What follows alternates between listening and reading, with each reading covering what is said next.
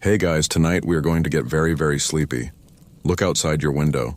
If it's dark, you might see it hanging there in the ink-black sky. A perfect silver coin, or maybe just a sliver, a ghost of a thumbnail clipping. It's the moon, and it's staring right back at you. It has been watching humanity tumble through its entire chaotic story, a silent, dusty witness to everything. And we, in turn, have been staring back. And for as long as we've had eyes to see and minds to wonder, we've seen a face in it. Tonight, we're going to get to know that face. The man who lives up there, all alone. We're going to wander through the quiet, gentle stories people have told for millennia to explain him. I'll be honest, the odds of you making it through all 25 sections of this are slim to none. You'll be asleep long before we make it back to the modern day. So, before you get comfortable, take a moment to like the video and subscribe, but only if you genuinely enjoy what I do here. Let me know in the comments where you're listening from and what time it is. It's always fascinating to see where everyone is in the world. Now dim the lights, maybe turn on a fan for that soft background hum, and let's ease into tonight's journey together. You're leaning back, perhaps your head is resting against a cool pane of glass, and you let your eyes relax. The longer you look, the more the splotches of gray, those vast ancient lava fields called Maria, begin to resolve into something familiar. Two dark circles for eyes, a slight smudge for a nose, maybe a gentle, downturned mouth. It's a face. Simple, a child's drawing of a face, but it's undeniably there. It feels like a constant, a celestial neighbor who's always home. For many of us, the first story we ever heard about him comes from the nursery. A little rhyme that feels as old as time itself. The man in the moon came down too soon and asked his way to Norwich. He went by the south and burnt his mouth with eating cold peas porridge. It's a strange little verse when you think about it. It feels incomplete, a snippet of a much larger forgotten story. Who is this man? Why is he in such a hurry to get to Norwich of all places? And how exactly do you burn your mouth on cold porridge? It sounds less like a celestial being and more like a very clumsy tourist having a particularly bad day. The rhyme itself first popped up in print around 1765 in a collection called Mother Goose's Melody, a cornerstone of children's literature that cemented many of these verses into our collective consciousness. But the idea of the man himself is so much older. This nursery rhyme version is gentle, almost comical. It domesticates the lunar being, bringing him down to earth with the most mundane of problems.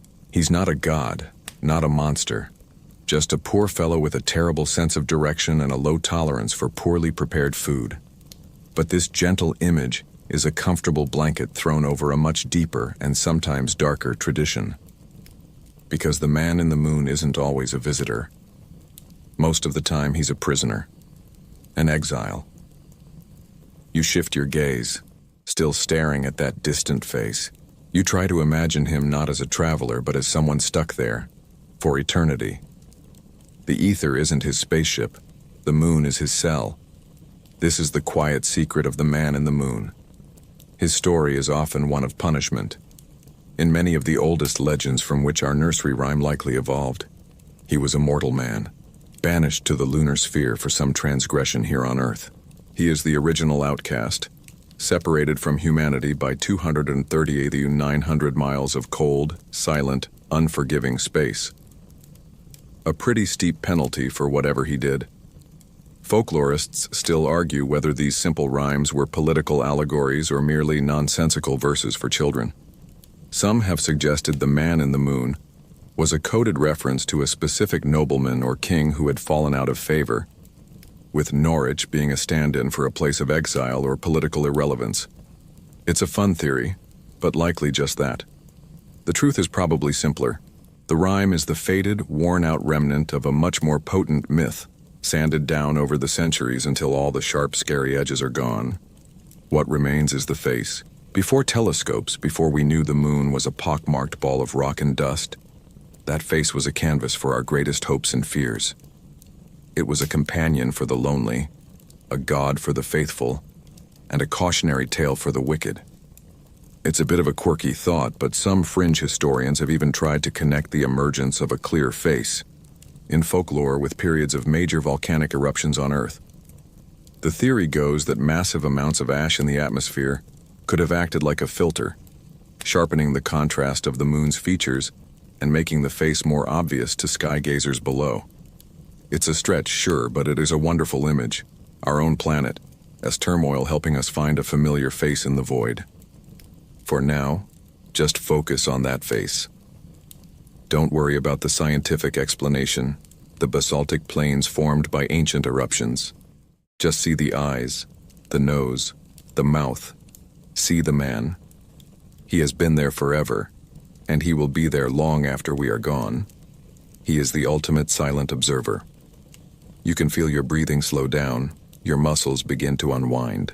The silver light seems to seep into the room, cool and calming. The man in the moon isn't in a hurry anymore. He never made it to Norwich. He's right where he belongs, waiting for you to drift off, selling a quiet sort of sleep to anyone who bothers to look up and say hello. His silent vigil continues as your own eyelids grow heavier. This impulse to find a familiar pattern in that faraway glow is a deeply human one, stretching back long before anyone had heard of Norwich or its allegedly terrible porridge. Let's drift backwards now, further back than cozy nurseries and English lanes. You feel a shift in the air. It's warmer, scented with olive groves and sun-baked dust. The soft hum of the fan is replaced by the distant chirp of cicadas. You are in ancient Rome, more than 2,000 years ago. Here, the moon is not the home of a bumbling traveler, but a goddess. She is Luna, sister of Sol, the sun, and Aurora, the dawn. She drives a silver chariot, a biga, pulled by 2 horses or oxen across the celestial vault. For the Romans, the moon was a source of immense power and mystery. They didn't just see a face, they saw a divine being whose phases dictated the rhythm of their lives. The Roman calendar was fundamentally lunar. The first day of the month, the kalends, was originally marked by the first sighting of the crescent moon after the new moon. Debts were due, accounts were settled, and life was organized by Luna's silent journey. She was the metronome of the Republic and later the Empire. So when a Roman citizen looked up at the full moon, they weren't just seeing a light in the sky, they were looking at a clock, a calendar, and a goddess all at once. No pressure, Luna. But what about the face? What about the dark patches, the so-called blemishes on her otherwise perfect pearlescent form? The Romans saw them too, and they had theories. The philosopher Plutarch, writing in the 1st century AD, dedicated a whole essay to it called On the Face Which Appears in the Orb of the Moon. He methodically lists and debunks the common explanations of his day. One popular idea was that the moon was a perfect mirror, and the dark spots were simply reflections of the Earth's great oceans and land masses. A beautiful idea, but Plutarch neatly dismisses it with some rather advanced logic about the angles of reflection. It was the ancient equivalent of explaining that no, you can't see your own house from up there. Another theory was that the spots were, well, just spots. Blemishes. Imperfections within the lunar body itself, like a cosmic freckle. This idea was far more controversial than it sounds. For followers of Aristotle and Plato, the heavens were supposed to be perfect, ethereal, and unchanging. The idea that a celestial body could have smudges or stains was deeply unsettling. It implied the heavens were made of the same messy, corruptible stuff as Earth. Classicists still argue whether the common Roman citizen truly worshipped Luna as a distinct personality, or if she was more of an abstract personification of the moon itself. For the average person tending their vineyard, she was likely a very real force who could bless a harvest or ruin it, blemishes and all. So you're standing now perhaps in the courtyard of a villa, the moonlight filtering through the open roof of the atrium and shimmering on the surface of the impluvium pool. You look up, past the marble columns, and see the same face we see. But you don't call it a man. You might call it a shadow, a stain, a reflection of your own imperfect world. The Romans didn't have a single, unified man in the moon myth like the one that would later emerge in Germanic and English folklore. Instead, their stories were about the moon's power. It was a place of magic. There was a popular and terrifying belief, imported from tales of Thessalian witchcraft, that a powerful sorceress could perform a ritual to draw down the moon. This act would supposedly pull the goddess from the sky, causing her to drip foam upon the earth, which could be collected for potent magical spells. It was considered an act of profound cosmic violence, and a surefire way to not get invited to any more parties. This magical association hints at the moon's dual nature. It was a beautiful goddess, but also a source of deep and ancient anxieties. Its light could be deceptive, transforming familiar landscapes into alien territories. It was linked to madness. The very word lunacy comes from Luna's name. There's a quirky little tidbit from the writer Pliny the Elder, who claimed that sleeping outside under the moonlight could be dangerous, as the moon's influence could drain the body of its vigor, or even affect the brain. He also noted that moonbeams could cause animal carcasses to putrefy more quickly. While we now understand the effects of temperature and bacteria, for Pliny, the moon was an active agent of decay. So much for a gentle, calming presence. You let that Roman world dissolve. The warm air cools, the scent of olive trees fades. The face in the moon remains, but your understanding of it has shifted. It's no longer just a clumsy traveler. It has been a goddess, a mirror, a source of magic, and a vessel of imperfection. The stories we tell about it aren't just stories. They're reflections of how we see our own world. For the Romans, that world was one of gods and logic, of order and deep-seated superstition, all existing side by side. The moon was the perfect canvas for all of it. Now you can feel a deeper chill in the air, a whisper of frost and pine.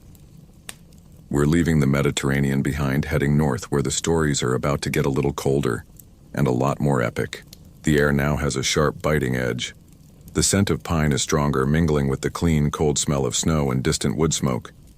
You can almost feel the rough texture of wool against your skin, a necessary shield against the northern chill. We have traveled into the world of the Norse, a place of gods, giants, and epic world-ending prophecies. Here, the sky is not a gentle dome, but a vast, dark stage for a drama of cosmic proportions. And the figure associated with the moon is no bumbling tourist, nor an abstract goddess. He is a charioteer in a desperate, eternal race. He is Mani. In the Norse conception of the universe, everything is interconnected by the great world tree, Yggdrasil. It is a cosmos teeming with life and conflict. According to the tales recorded in the Prose Edda, a remarkable collection of Norse lore compiled by Snorri Sturluson in the 13th century, there was once a mortal man named Mundilfari. He had 2 children who were so radiantly beautiful that, in a moment of profound parental hubris, he named his daughter Sol after the sun, and his son Mani after the moon. You can probably guess how this went. Rule 1 of parenting in the Viking Age: don't name your kids after divine objects. The gods are notoriously sensitive about copyright. The Aesir, the primary pantheon of Norse gods, were deeply offended by this mortal's arrogance. As punishment, they snatched the children away and gave them a job for eternity. Sol was tasked with driving the chariot of the sun, her face's radiant heat protecting the earth below, and her brother, Mani, was given the far colder, lonelier job of guiding the moon on its course through the night sky. He is not a man on the moon. He is the man of the moon, its guide and guardian. He isn't a prisoner in a cell, but he is bound to his duty, a celestial shepherd herding his glowing orb across the darkness. But Mani is not entirely alone up there. Look closely at the moon's face through the crisp, Nordic air. The Norse people saw more than just a single man. They saw 2 small figures trailing behind him. The story goes that one night, as Mani steered his chariot over the mortal world of Midgard, he looked down and saw 2 children, a boy named Yuki and a girl named Bill. They were drawing water from a well called Birgir, carrying it in a pail that hung from a pole balanced across their shoulders. Mani, for reasons the myths don't fully explain, perhaps out of loneliness, perhaps on a whim, swooped down and took them. He just scooped them up, pail, pole and all, and brought them into the sky to be his eternal companions.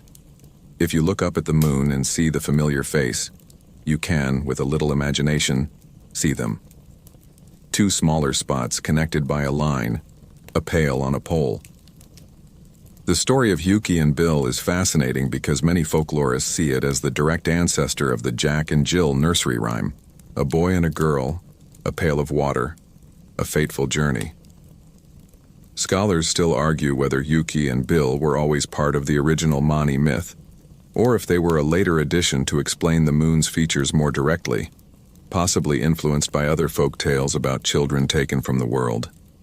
Whatever their origin, they add a layer of poignant, slightly creepy detail to the lunar landscape.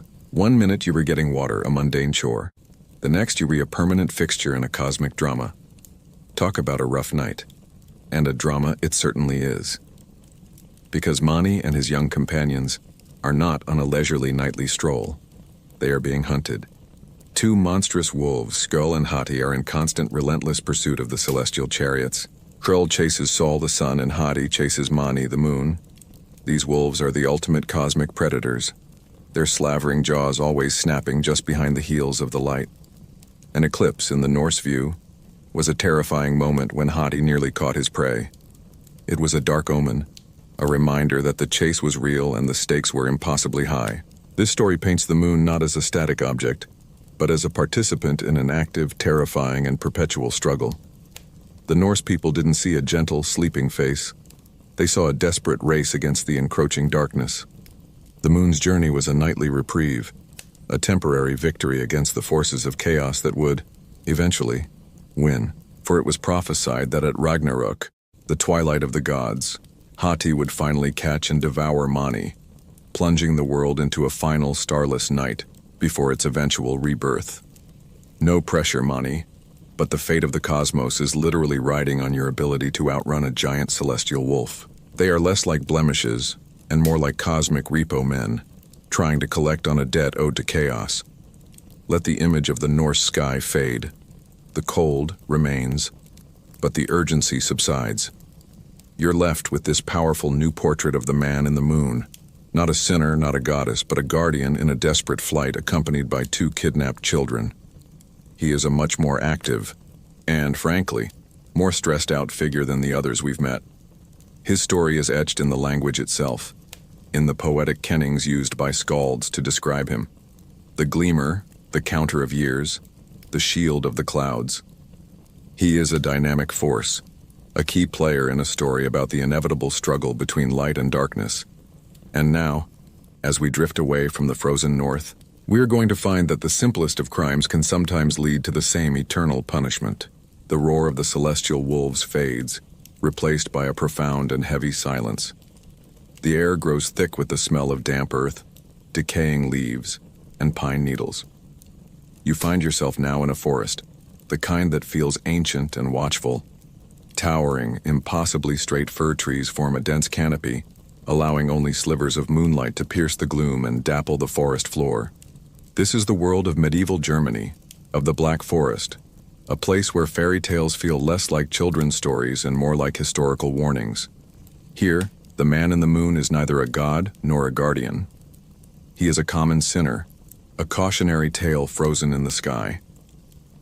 The story begins, as so many of these tales do, on a Sunday. The church bells have long since finished their call to worship. The village is quiet, its people observing the Sabbath, the holy day of rest. But one man, driven by poverty, or perhaps just poor planning, ignores the commandment. You see him now, a stooped figure in rough-spun clothes, making his way through the dark woods. He is gathering firewood, the sharp snap of dry twigs under his boot echoing in the stillness. He bundles the sticks together, his breath misting in the cold air, his only thought to warm his small drafty hut. He has just hoisted the large bundle of faggots onto his shoulder when a figure appears on the path before him. It is a handsome man in bright Sunday clothes, a prayer book in his hand. "Do you not know?" the stranger asks, his voice calm but resonant with power. "That this is Sunday on earth, the day the Lord commanded all to rest from their labors?" The woodsman, perhaps belligerent, perhaps just weary, scoffs at him. "Sunday on earth or Monday in heaven," he retorts. "It's all the same to me. I have to work to live." It's the medieval equivalent of saying every day is a hustle, but to the wrong person. The stranger's demeanor changes. The pleasant facade drops, and the woodsman feels a terrifying divine authority radiating from him. This is no mere church-goer. "Then you shall bear your bundle for all eternity," the being declares. Because you have desecrated the Sabbath on earth, you will henceforth have a perpetual Monday, and you will stand in the moon for all time, a warning to all who would profane the day of rest. He then offers the man a choice, a classic trope in such stories. Where would you rather be, burning in the sun or freezing in the moon? Given the two options, burn forever or freeze forever, you'd think none of the above would be a popular write-in candidate, but the woodsman is given no such choice. He considers for a moment and chooses the moon. Perhaps it seems the gentler of the two fates, and just like that, he is whisked away, torn from the dark German forest and placed onto the cold, silent face of the moon, his bundle of sticks still on his back. And there he stands, forever. You look up from the forest floor, through a break in the towering pines, and see him. The smudges and shadows on the lunar surface resolve into the shape of a man bent under a heavy load. He is the eternal object lesson. This story, and others like it, served a very practical purpose in a deeply religious society. Observing the Sabbath was not just a suggestion, it was often the law. Throughout medieval Europe, various sumptuary laws regulated public behavior, and working on a Sunday could get you fined, publicly shamed, or worse.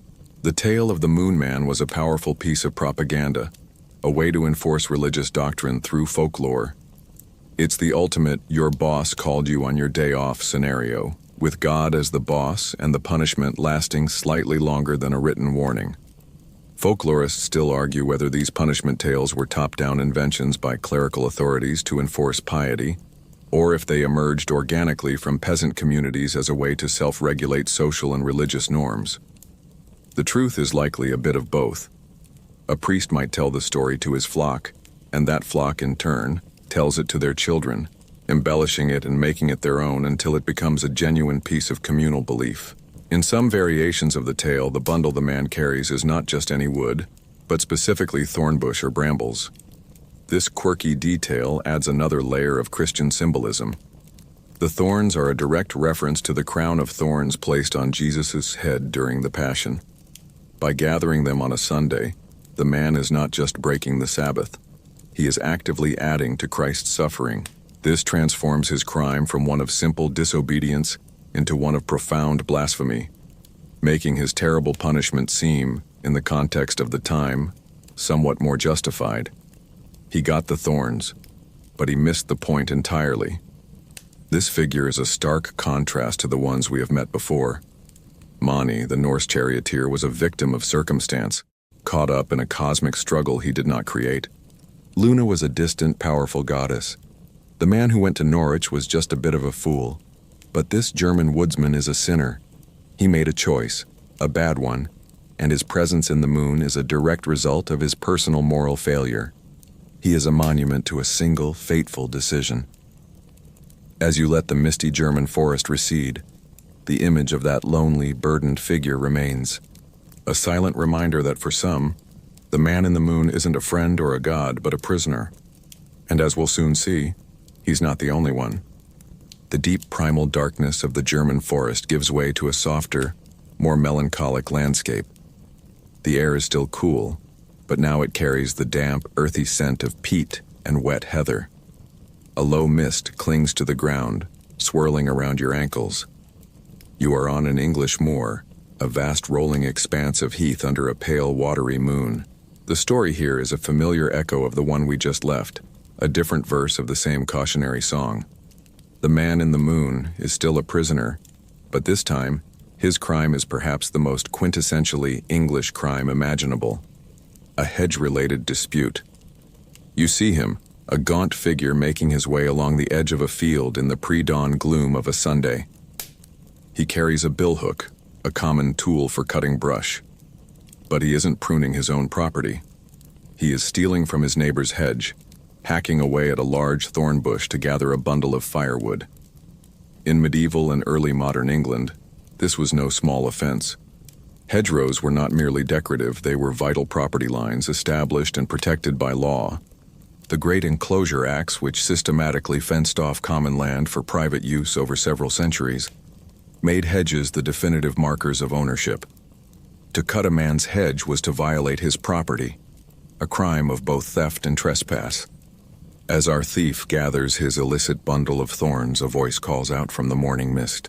It might be the local parish priest on his way to matins or a mysterious traveler. "What are you doing with those thorns, my good man?" the voice asks. The man, startled and defensive, gives a surly reply. In some versions, he simply says he's gathering faggots for my fire. In others, he speaks a rhyming charm, hoping to magically conceal his crime. But there is no hiding on the Sabbath. The stranger reveals himself to be an agent of divine justice. "You have stolen from your neighbor and broken the holy day of rest," he proclaims. "You will not have your Sunday fire. Instead, you will be taken to a place where it is always moon day." And with that, the man is lifted from the misty moor, his bundle of thorns clutched in his hands and placed in the sky. He is frozen there for all to see, a celestial scarecrow warning against theft and impiety. This version of the tale was incredibly pervasive in England, so much so that it became a common reference in literature. The character of the man in the moon, with his signature accessories, was a familiar trope to Elizabethan audiences. Literary historians still argue whether Shakespeare's mention of the man I' the moon with his thornbush and dog was a reference to a specific, well-known folk tale or a more generalized amalgamation of popular lunar beliefs of the time. In A Midsummer Night's Dream, Quince, assigning roles for the play within a play, says, "One must come in with a bush of thorns and a lanthorn, and say he comes to disfigure or to present the person of moonshine." It's treated as a perfectly understandable visual shorthand. Of course, moonshine has a thorn bush.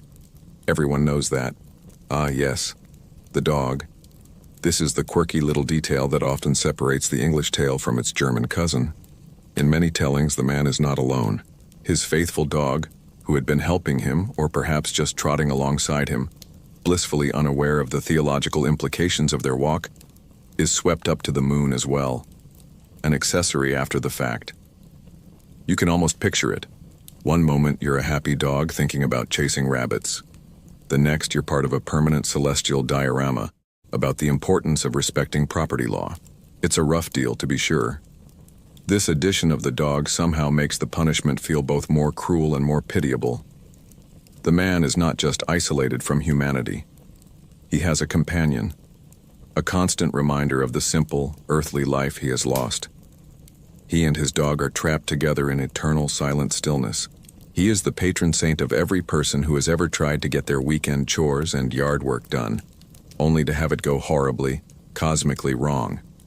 Comparing him to the German woodsman, the core sin is the same, desecrating the Sabbath. But the English version adds a social dimension.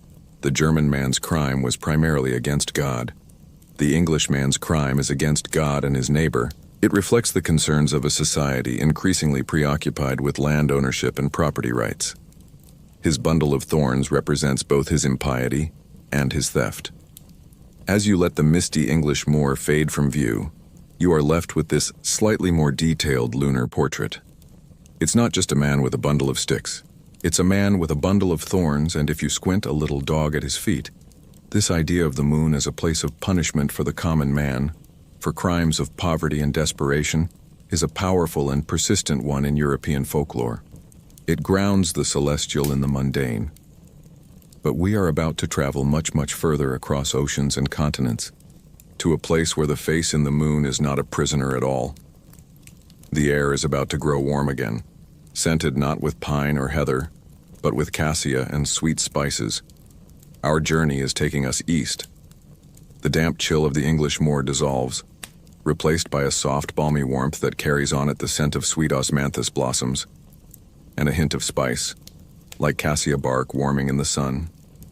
The world outside your window is now one of graceful, curved rooftops and paper lanterns that glow like captured stars. We have crossed continents, and with them, we have crossed a vast ocean of thought. Look up at the moon again, the same moon that moments ago held a thief and his dog. Try to unsee him. Let your eyes relax and allow the patterns to shift. This is the most important part of our journey east. You are no longer looking for a man. You are looking for a rabbit. Tilt your head. The two large dark spots that might have been the man's eyes are now the rabbit's long ears, flopped back. The patch below is its head, and the vast, shadowy plains to the side form its body, hunched over something. You see it?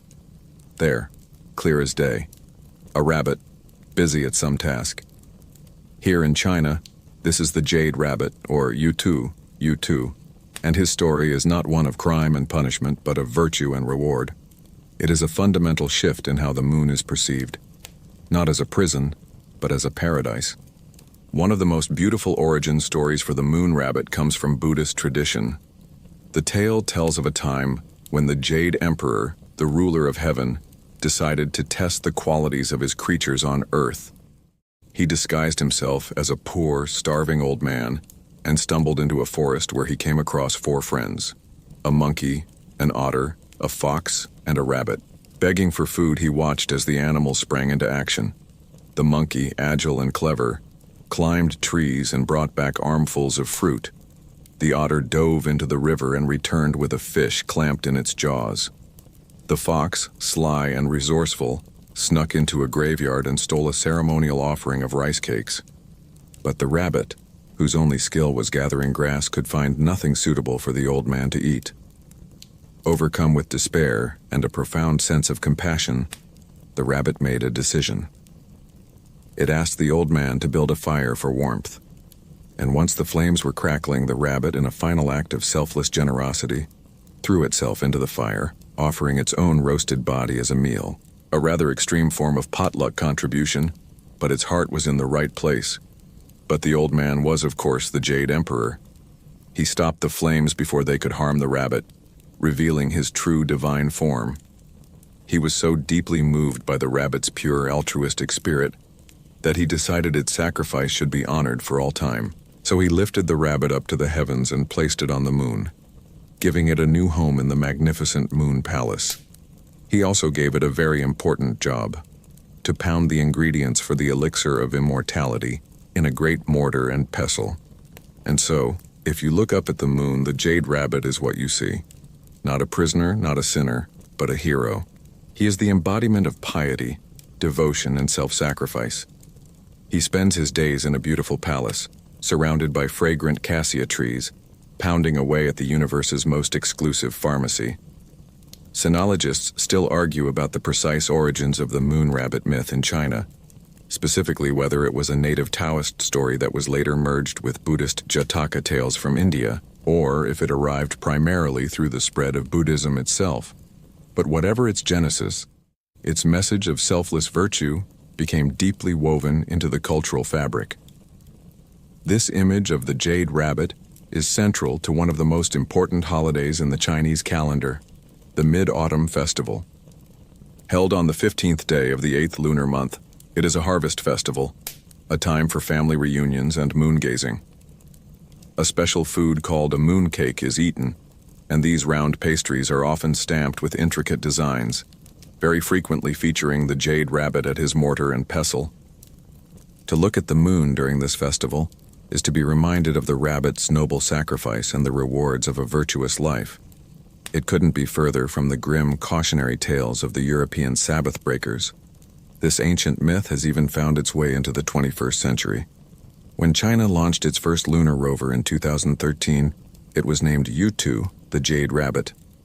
The landing craft that carried it was named after Chang'e, the moon goddess whom the rabbit serves. We will meet her very soon. It's a beautiful testament to the enduring power of these stories that a nation would name its most advanced pieces of spacefaring technology after the characters of its oldest folklore. Hopefully, the rover had slightly better suspension than the original rabbit did when it made its fateful leap. Let that serene image settle in your mind. The moon is no longer a place of exile. It is a place of honor, a palace, a pharmacy, a reward for the ultimate good deed. The figure you see is not a warning, but an inspiration. As your breathing deepens and your body settles further into comfort, let the gentle rhythmic thump-thump-thump of the rabbit's pestle be a soft, soothing beat, a lullaby from a faraway silver world. The air is sweet, the night is calm, and the rabbit works on, forever noble, forever at peace. The gentle rhythmic sound of the jade rabbit's pestle echoes in a vast and silent space. You pull your focus back from the diligent rabbit and take in his surroundings. He is in the courtyard of an immense, beautiful palace. Its gracefully curved roofs are carved from jade. Its walls are made of cool white marble, and it is surrounded by a grove of cassia trees that perpetually fill the air with their sweet, cinnamon-like fragrance. This is Guanghan Gong, the palace of vast cold. It is a place of breathtaking, crystalline beauty, and also of profound, unending loneliness. For the Jade Rabbit is only the palace's second resident. Its mistress, the true Lady of the Moon, is the goddess Chang'e.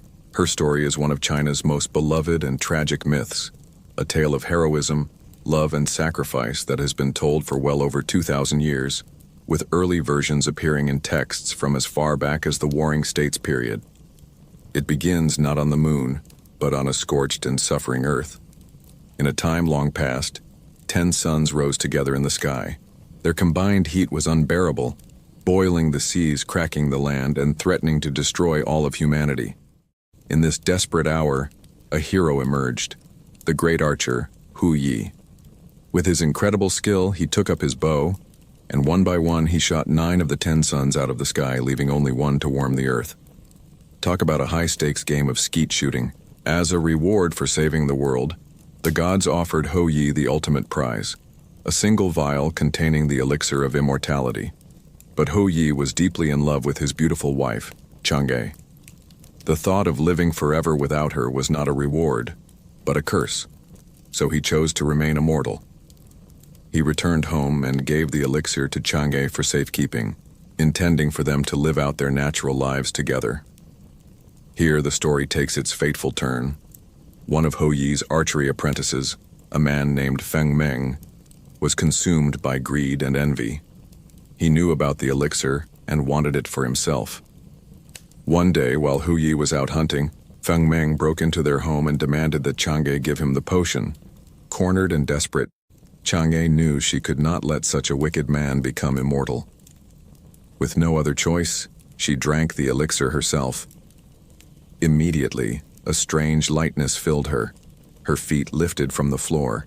She became weightless, an untethered balloon, and began to float out of the house and up into the sky. She drifted higher and higher, unable to stop her ascent, watching as her husband, her home, and her world grew smaller and smaller below. She floated all the way to the moon, the nearest celestial body, and there her journey ended. She became a goddess, the immortal mistress of the cold, empty moon palace, separated forever from the man she loved. An accidental and very permanent form of social distancing. When Hu Yi returned and learned what had happened, he was overcome with grief. He called out her name but could get no answer. He looked up at the moon, which seemed especially bright that night, and thought he could see the silhouette of his wife within it. In her honor, he began the tradition of laying out her favorite fruits and cakes in his garden every year on the night of the fullest moon, a tradition that continues to this day in the Mid-Autumn Festival, celebrated across China, and in neighboring cultures like Vietnam, where she is known as Hang Ga. So Chang'e's story is not one of punishment for a sin. It is the story of an exile born from a moment of desperate nobility. Mythologists still argue whether the character of Hu Yi, the archer, was originally a single mythological figure, or a conflation of 2 different legendary heroes who were merged over centuries of retelling. But the core of the story, the tragic romance of Chang'e and Hu Yi, has remained a powerful cultural touchstone. She is a figure of immense grace and melancholy beauty, the lonely queen of the night sky, with only the Jade Rabbit as her constant companion. It's worth noting that, like all great myths, this one has darker, less romantic versions. In one ancient telling, Chang'e is not a hero but a thief. She steals the elixir from her husband out of a selfish desire for eternal life. As a punishment for her betrayal, when she reaches the moon, she is transformed into a hideous 3-legged toad, a much less glamorous outcome, and a version that has largely been replaced by the more sympathetic tale.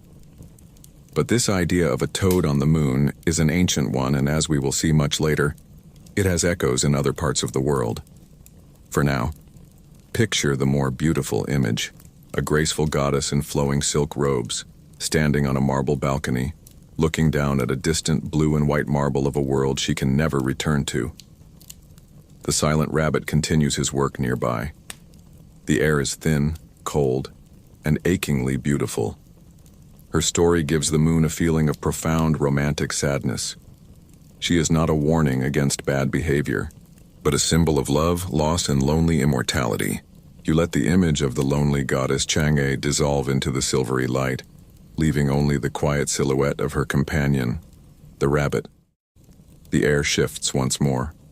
The scent of cassia fades, replaced by the clean, slightly sweet smell of steaming rice and the crispness of an autumn evening. We have drifted across the sea, from the vast continent to an island nation where stories, like the tides, arrive, recede, and are reshaped by the shoreline they meet. You are in Japan, and while the rabbit in the moon is a familiar friend here, his eternal task has been given a rather charming and distinctly culinary twist. Here he is known as Tsuki no Usagi, the rabbit of the moon. And he is not pounding the mystical, unattainable elixir of immortality. He is making mochi.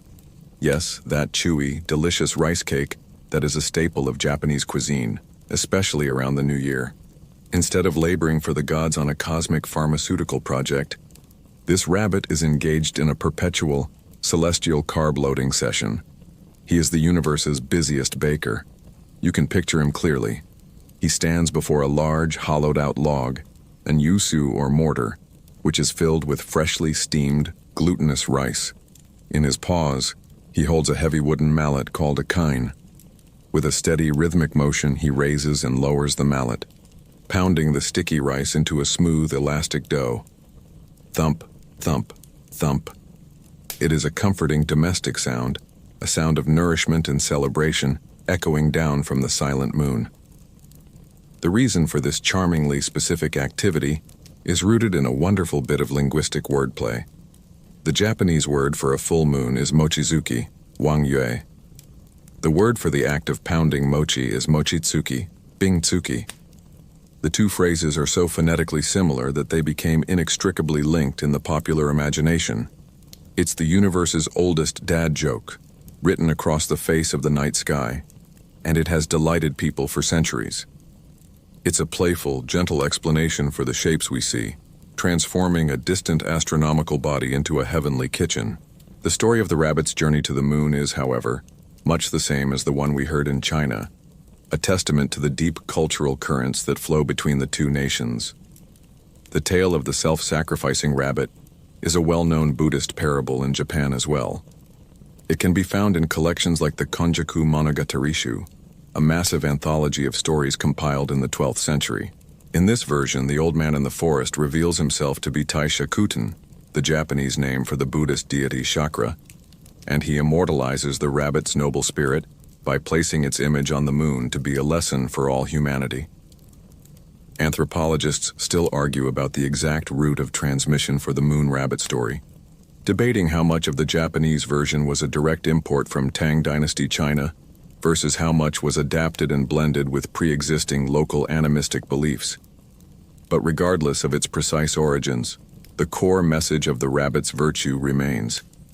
The key difference is in the feeling. The Chinese tale with Chang'e and the elixir of life has a grand, mythological, and often melancholic weight. The Japanese version, with its mochi pounding and playful pun, feels more whimsical, folkloric, and cozy.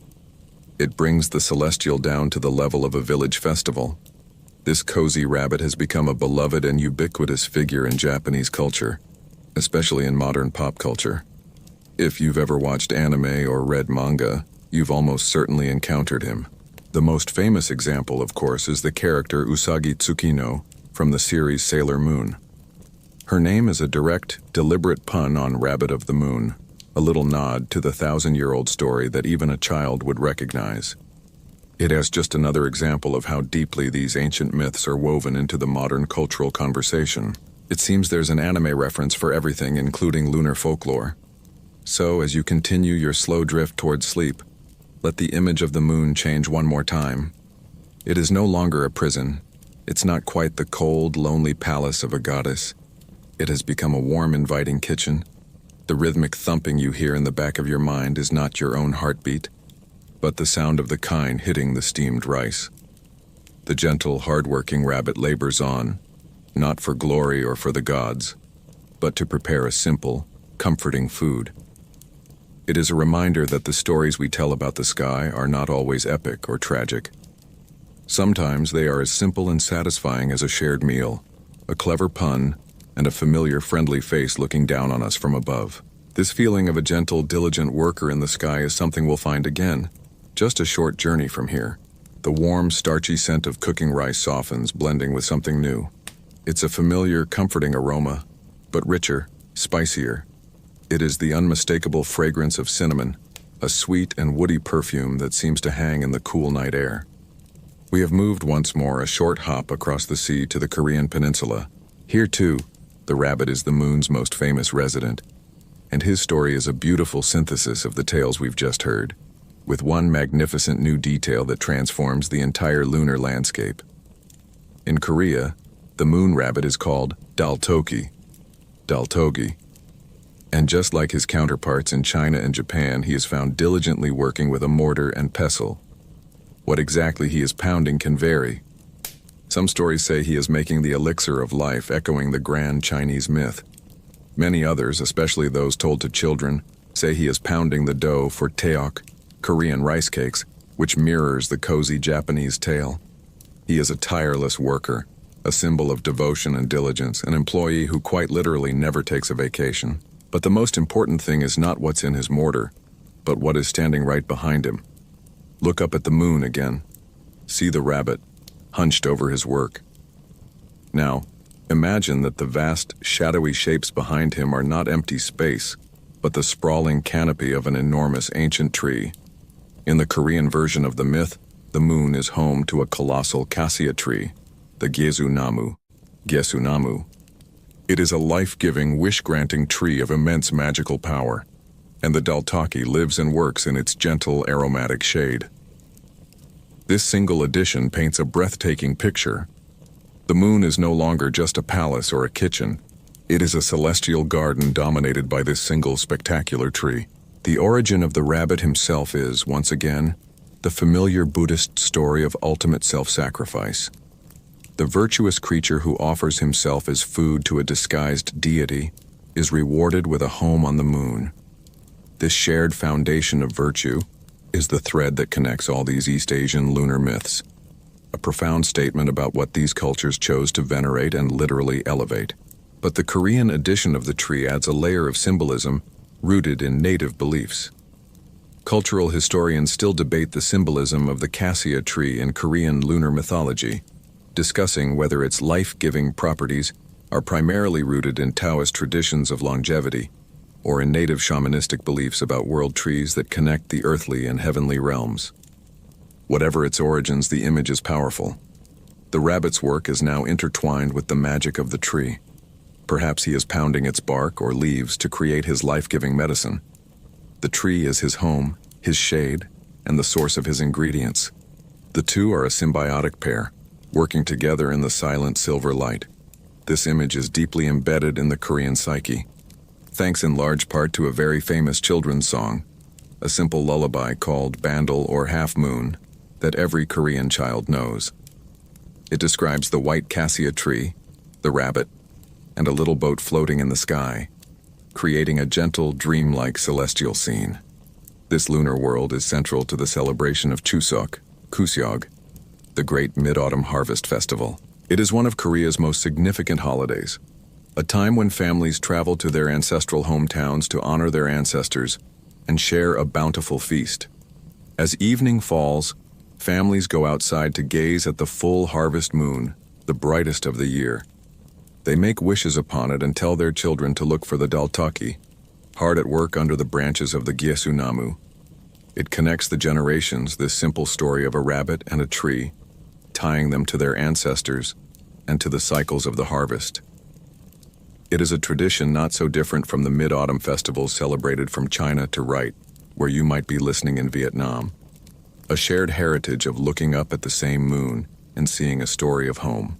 The Korean moon rabbit feels like a perfect blend of the tales we've encountered so far. He has the grand, medicinal purpose of the Chinese yutu, and the charming, food-centric industry of the Japanese usagi.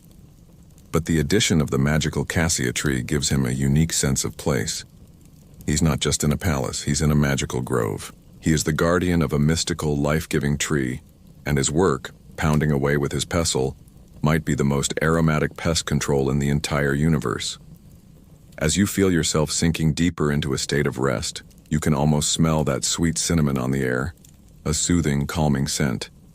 The rabbit works on, a quiet custodian in a celestial garden, his gentle rhythm a soft and steady beat in the heart of the night.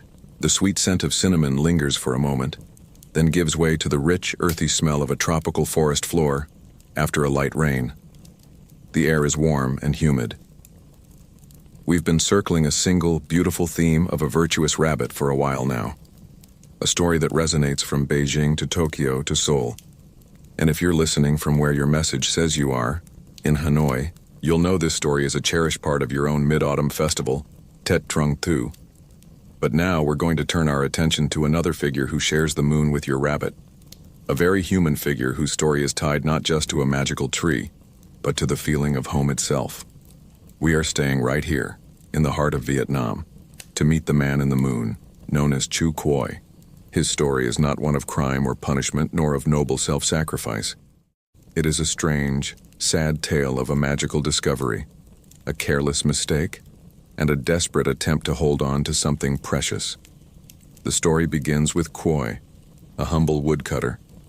One day, deep in the forest, he stumbled upon a tiger cub that had fallen from a cliff. Fearing the mother tiger's wrath, he killed the cub. Soon the mother tiger returned, and seeing her dead child, she was overcome with grief. But then she did something strange. She ran to a nearby stream, gathered the leaves from a particular tree growing there, and after chewing them into a paste, placed them on her cub. Miraculously, the cub came back to life. Quoy, hiding and watching in amazement, realized he had found a magical banyan tree, a Kei-ja, with the power to heal and even resurrect the dead. He carefully dug up the small tree and brought it back to his village. He planted it in his garden and used its miraculous leaves to help people, curing the sick and saving many lives. He became a hero, a beloved healer. But the tree's magic was sacred, and it came with one very important rule. Quoy warned his wife sternly, "This tree is a divine gift. You must never ever pour dirty water or even worse, urinate on its roots, for it will be a grave insult to its spirit." It's a prime example of why you should always read the care instructions for magical plants. For a long time, all was well. But Quoy's wife was, in many versions of the story, a tragically forgetful person.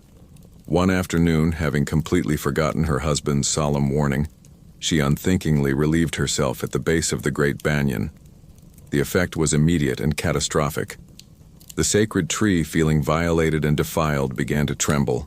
The earth around its base loosened, and with a great groan, the entire tree began to pull its roots from the ground. It started to float, rising slowly and majestically into the air, seeking a purer, cleaner home in the heavens. Just then, Chu Quoy returned from the fields. He saw his beloved tree, the source of all his good fortune and healing power, ascending into the sky. In a panic, he ran and grabbed hold of its thick, dangling roots, hoping his weight could pull it back down to earth. But the tree's magical power was too great. Instead of pulling it down, he was simply carried along for the ride. He clung on for dear life as his home, his village, and his world shrank below him, launching into the longest and most unsuccessful game of tug-of-war in history. The banyan tree carried him all the way to the moon, and there it replanted itself. And there Chu Quoy sits to this day. If you look up at the moon, the dark patch is not a man with a bundle of sticks or a rabbit, but Chu Quoy sitting in the shade of his magical banyan tree, forever looking down at the world he lost. He is an exile by accident. His only crime was trying to save something he valued. Folklorists still debate whether the story of Chu Quoy is a purely native Vietnamese tale about the sanctity of nature, or if it shares thematic roots with South Asian stories about celestial trees and accidental ascensions to the heavens. The story resonates so deeply because of the cultural importance of the banyan tree itself. In Vietnam, the Kei-ja is more than just a tree. It is a powerful symbol of community and home. Historically, a great banyan would stand at the entrance to a village. its sprawling canopy a gathering place for meetings, markets, and festivals. To be separated from one's village banyan was to be truly lost. So Chukwoi's fate is not just loneliness, it is a profound and eternal homesickness. He wanted to save his tree, and ended up with a permanent interplanetary landscaping gig. On the night of Tet Trung Tu, children in Vietnam parade with lanterns, and they are told to look up and wave to Chukwoi, to let him know he is not forgotten. They see his lonely figure and are reminded of the importance of home, and perhaps to listen to their spouse's warnings. His story gives the moon a feeling of quiet longing, a gentle melancholy for a home that is forever visible but forever out of reach. The quiet, melancholic image of Chukwoi tending his banyan tree fades from the lunar surface. His story, like many we've heard, is of a being trapped on the moon. But this way of seeing is not universal. The gentle folklore of Vietnam, with its deep connections to the earth and the village, now gives way to a world of kaleidoscopic color, epic poetry, and a pantheon of gods so vast it could fill the sky 1,000 times over. The air grows heavy with the scent of night-blooming jasmine and sandalwood incense. We are drifting over the Indian subcontinent, a place where the moon is not a destination for the exiled, but a god in his own right, a handsome, powerful, and deeply flawed deity named Chandra. Here, you do not look for a face in the moon.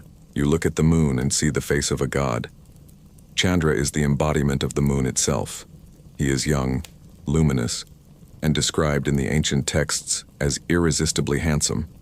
He rides a magnificent chariot across the night sky, sometimes pulled by a swift antelope, sometimes by 10 pure white horses.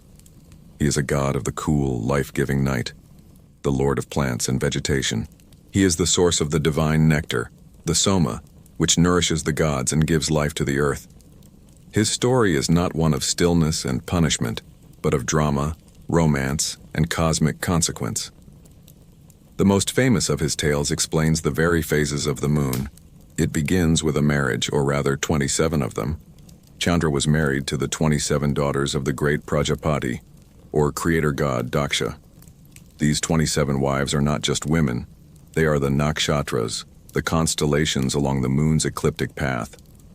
In a celestial arrangement of epic proportions, Chandra promised his father-in-law that he would treat all 27 wives with equal love and attention, spending one night with each in his monthly journey across the sky. But Chandra, for all his divine glory, had a fickle heart. He became utterly infatuated with just one of his wives, the beautiful Rohini, the star we know today as Aldebaran. He lingered in her mansions, showering her with affection and ignoring the other 26 completely. It was a divine case of playing favorites that led to some serious celestial drama with the in-laws. The neglected wives, heartbroken and angry, went to their father Daksha and complained. Enraged that his daughters were being slighted and that Chandra had broken his sacred vow, Daksha confronted his son-in-law and laid a terrible curse upon him. He would be afflicted with a wasting disease, leprosy in some tellings, and would slowly diminish and fade into nothing. The curse took hold immediately. As Chandra, the moon, began to wane, the world below began to suffer. The plants he nourished started to wither.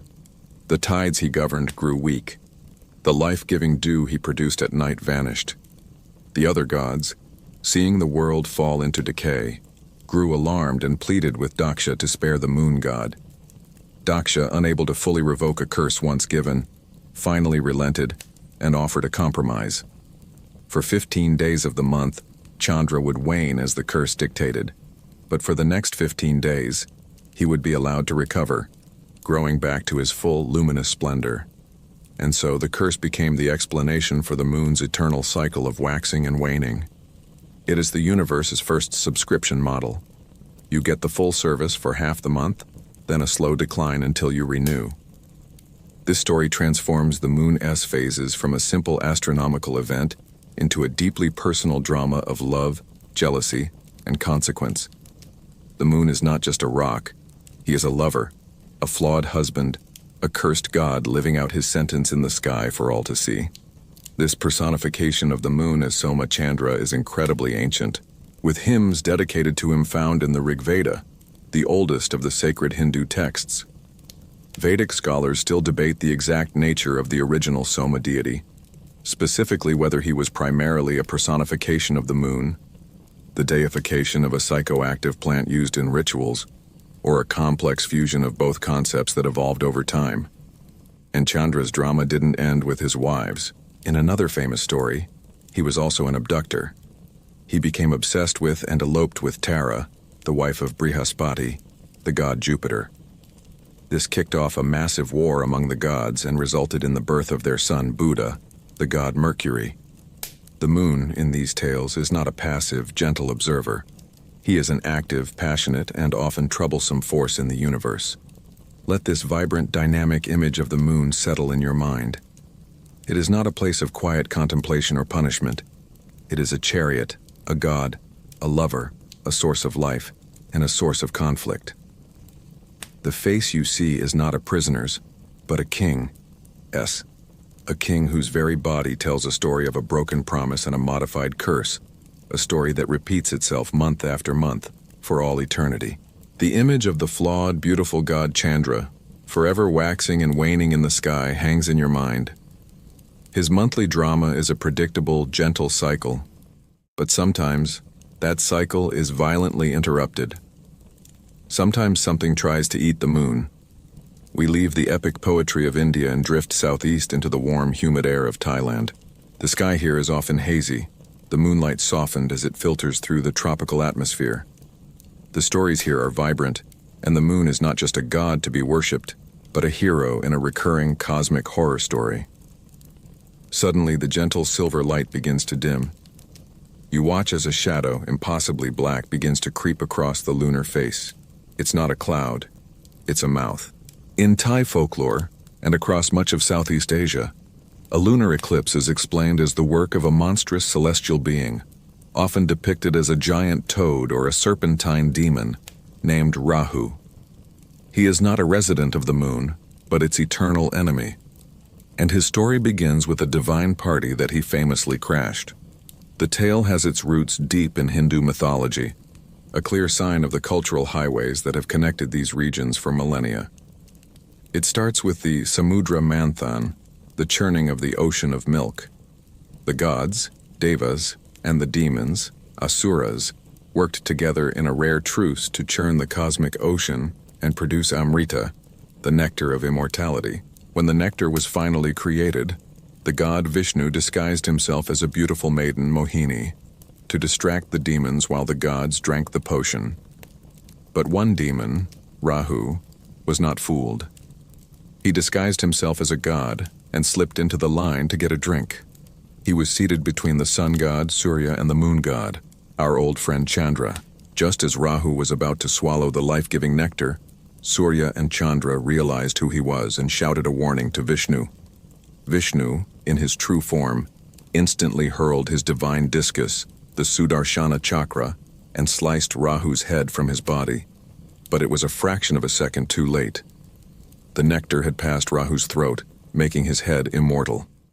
His body, however, fell lifelessly away. And so Rahu became a disembodied, eternally living head, filled with a burning, unending rage for the two gods who snitched on him. This is the ultimate celestial grudge match, all because he got called out for cutting in line at the immortality buffet. His vengeance is simple and direct. Rahu's immortal head now chases Surya and Chandra across the sky, forever trying to catch and consume them.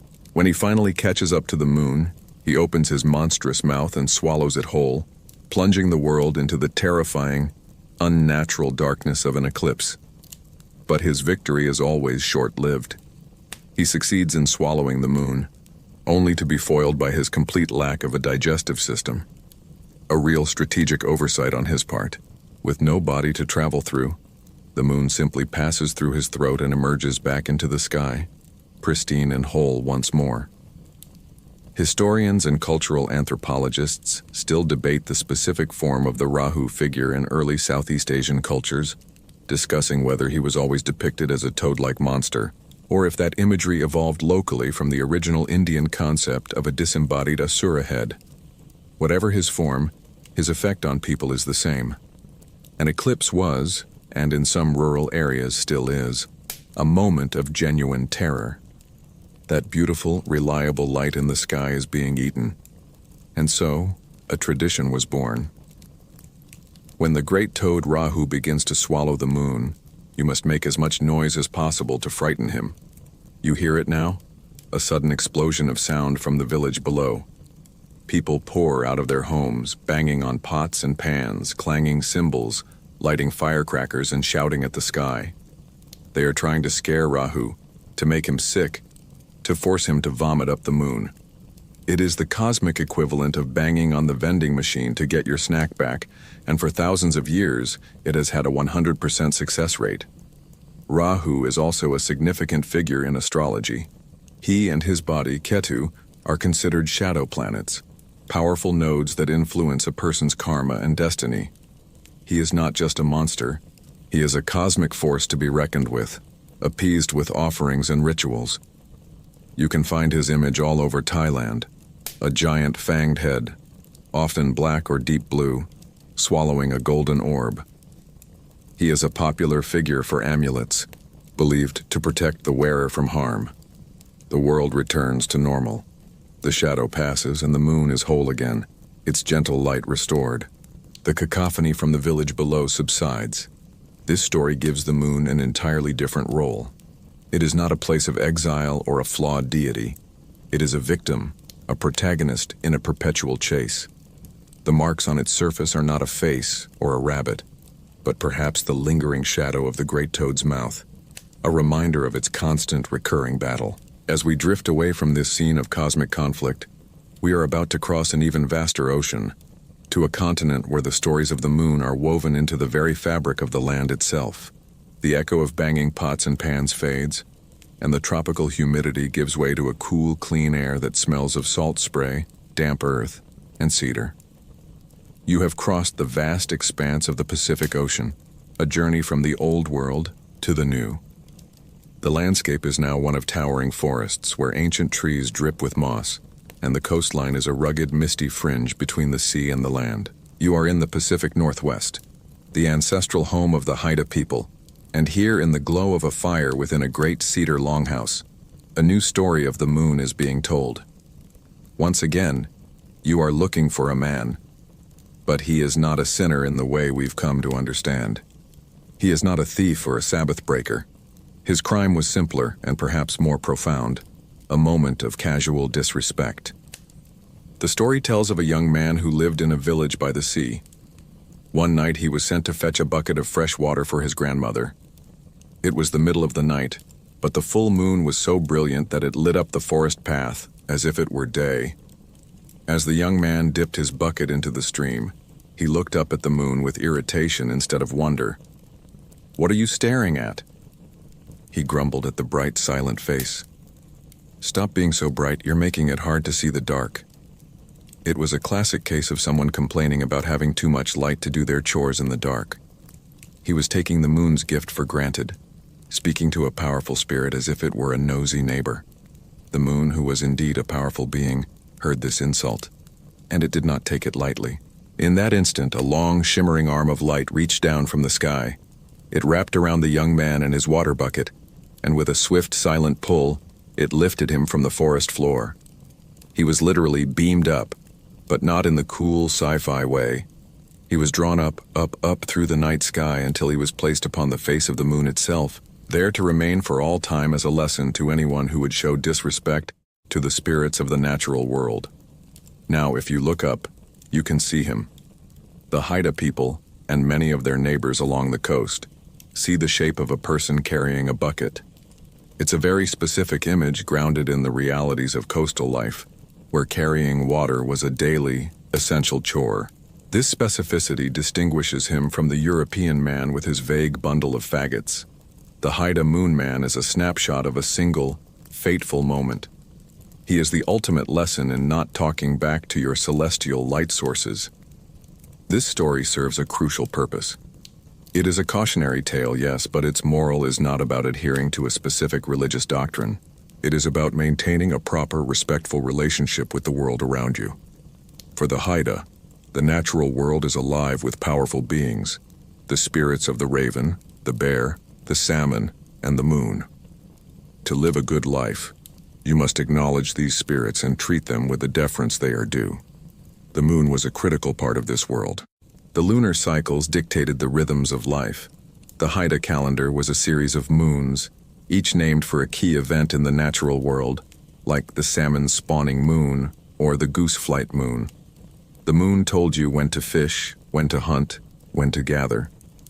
To disrespect it was to disrespect the very system that gave you life.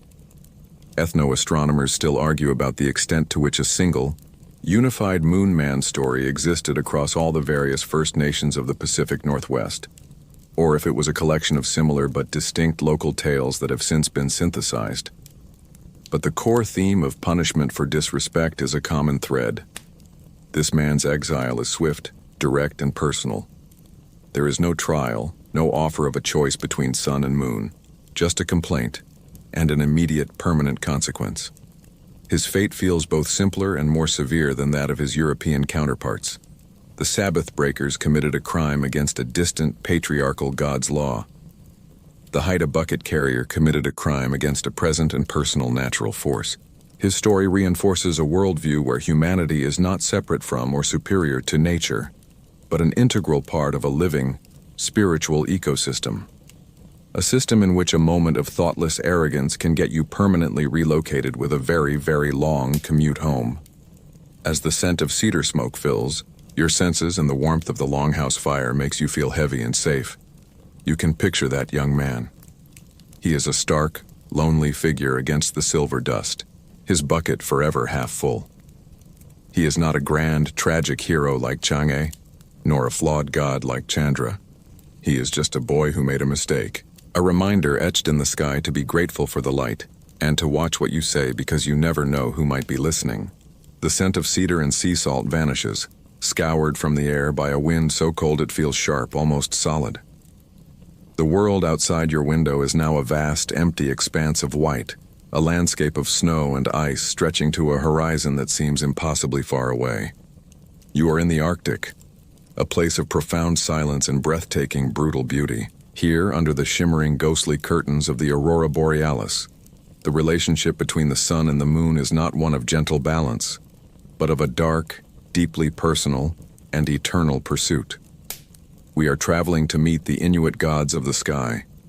The moon is a powerful male deity, a great hunter known as Igaluk or Aningan. His sister is the sun, a goddess named Malina or Sikanik. Their story is not a cautionary tale or a romantic tragedy. It is a primal myth of family, violation, and an unending chase that structures the very cosmos. It is a story that starts with the world's worst family game night and escalates dramatically from there. It begins long ago when Aningan and Malina were brother and sister living as mortals in their village. During the long, dark nights of the polar winter, the people would gather in a large communal igloo to play games, with all the seal oil lamps extinguished.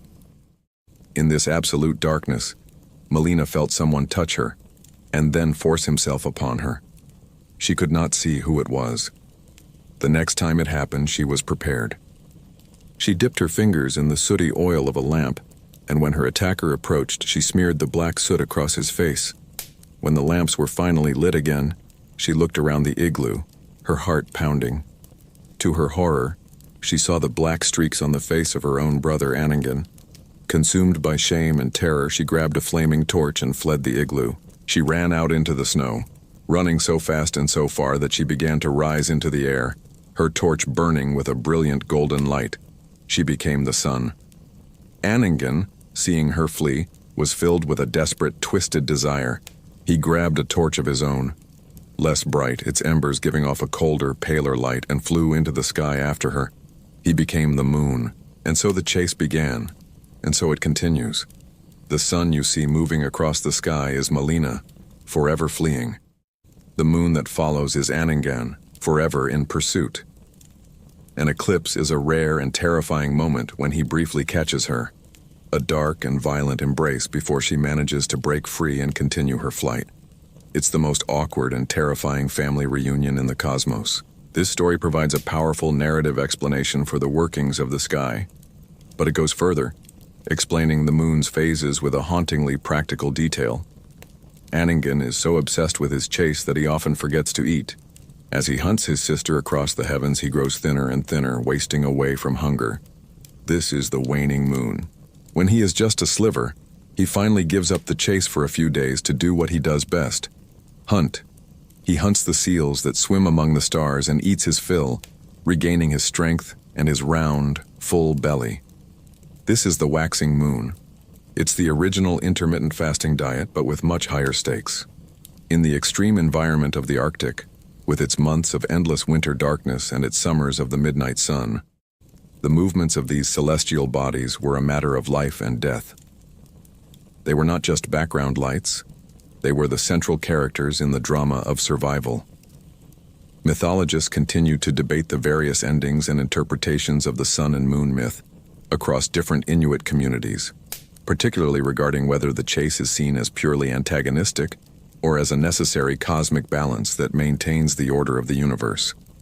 The moon god Anningen was also seen as a figure of strange and powerful influence over life on Earth. He was associated with fertility, not just for animals but for humans as well. There was a quirky but potent belief among many Inuit groups that a woman should not sleep outside, or even near a window, where the light of the full moon could fall on her, for fear that Anningen might make her pregnant. It is a fascinating link between the 15-day cycle of his unfattening and the cycles of life on the tundra below.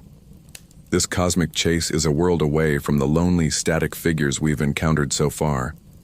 Anningen is not a punished sinner or an accidental exile. He is a predator. He is an active, powerful, and malevolent force. His story is a chilling reminder that not all myths are meant to be comforting. Some are meant to explain the darkness, to give a face to the dangers and anxieties of the world. As the biting Arctic wind seems to seep through the walls, you are left with this stark and powerful image of the moon. Not a gentle man, but a relentless hunter, his pale, sooty face a permanent mask of shame and desire as he pursues his sister across the top of the world. The stark, frozen landscape of the Arctic melts away, and the biting cold is replaced by a thick, humid heat that hangs heavy in the air. The world becomes a riot of color: the deep green of the jungle, the brilliant blue of the sky, and the blood red of painted stone. You can hear the distant rhythmic beat of a drum and the unsettling rattle of shells. We have journeyed south, deep into the heart of Mesoamerica, into the powerful, formidable world of the Aztec Empire. Here, the story of the moon is not one of pursuit or punishment for a minor offense. It is a story of cosmic birth, betrayal, and a war so foundational that it is reenacted every single day at sunrise. The moon is a goddess, and her name is Coyolxauhqui, which means she of the golden bells. She was a powerful and respected daughter of the great Earth Mother, Coatlicue, the Lady of the Serpent Skirt. But her story is not one of gentle radiance. It is one of fury and a spectacular, violent defeat. It all begins on the sacred serpent mountain, Coatepec. The earth goddess Coatlicue was there, dutifully sweeping the shrine, when a beautiful ball of hummingbird feathers drifted down from the sky.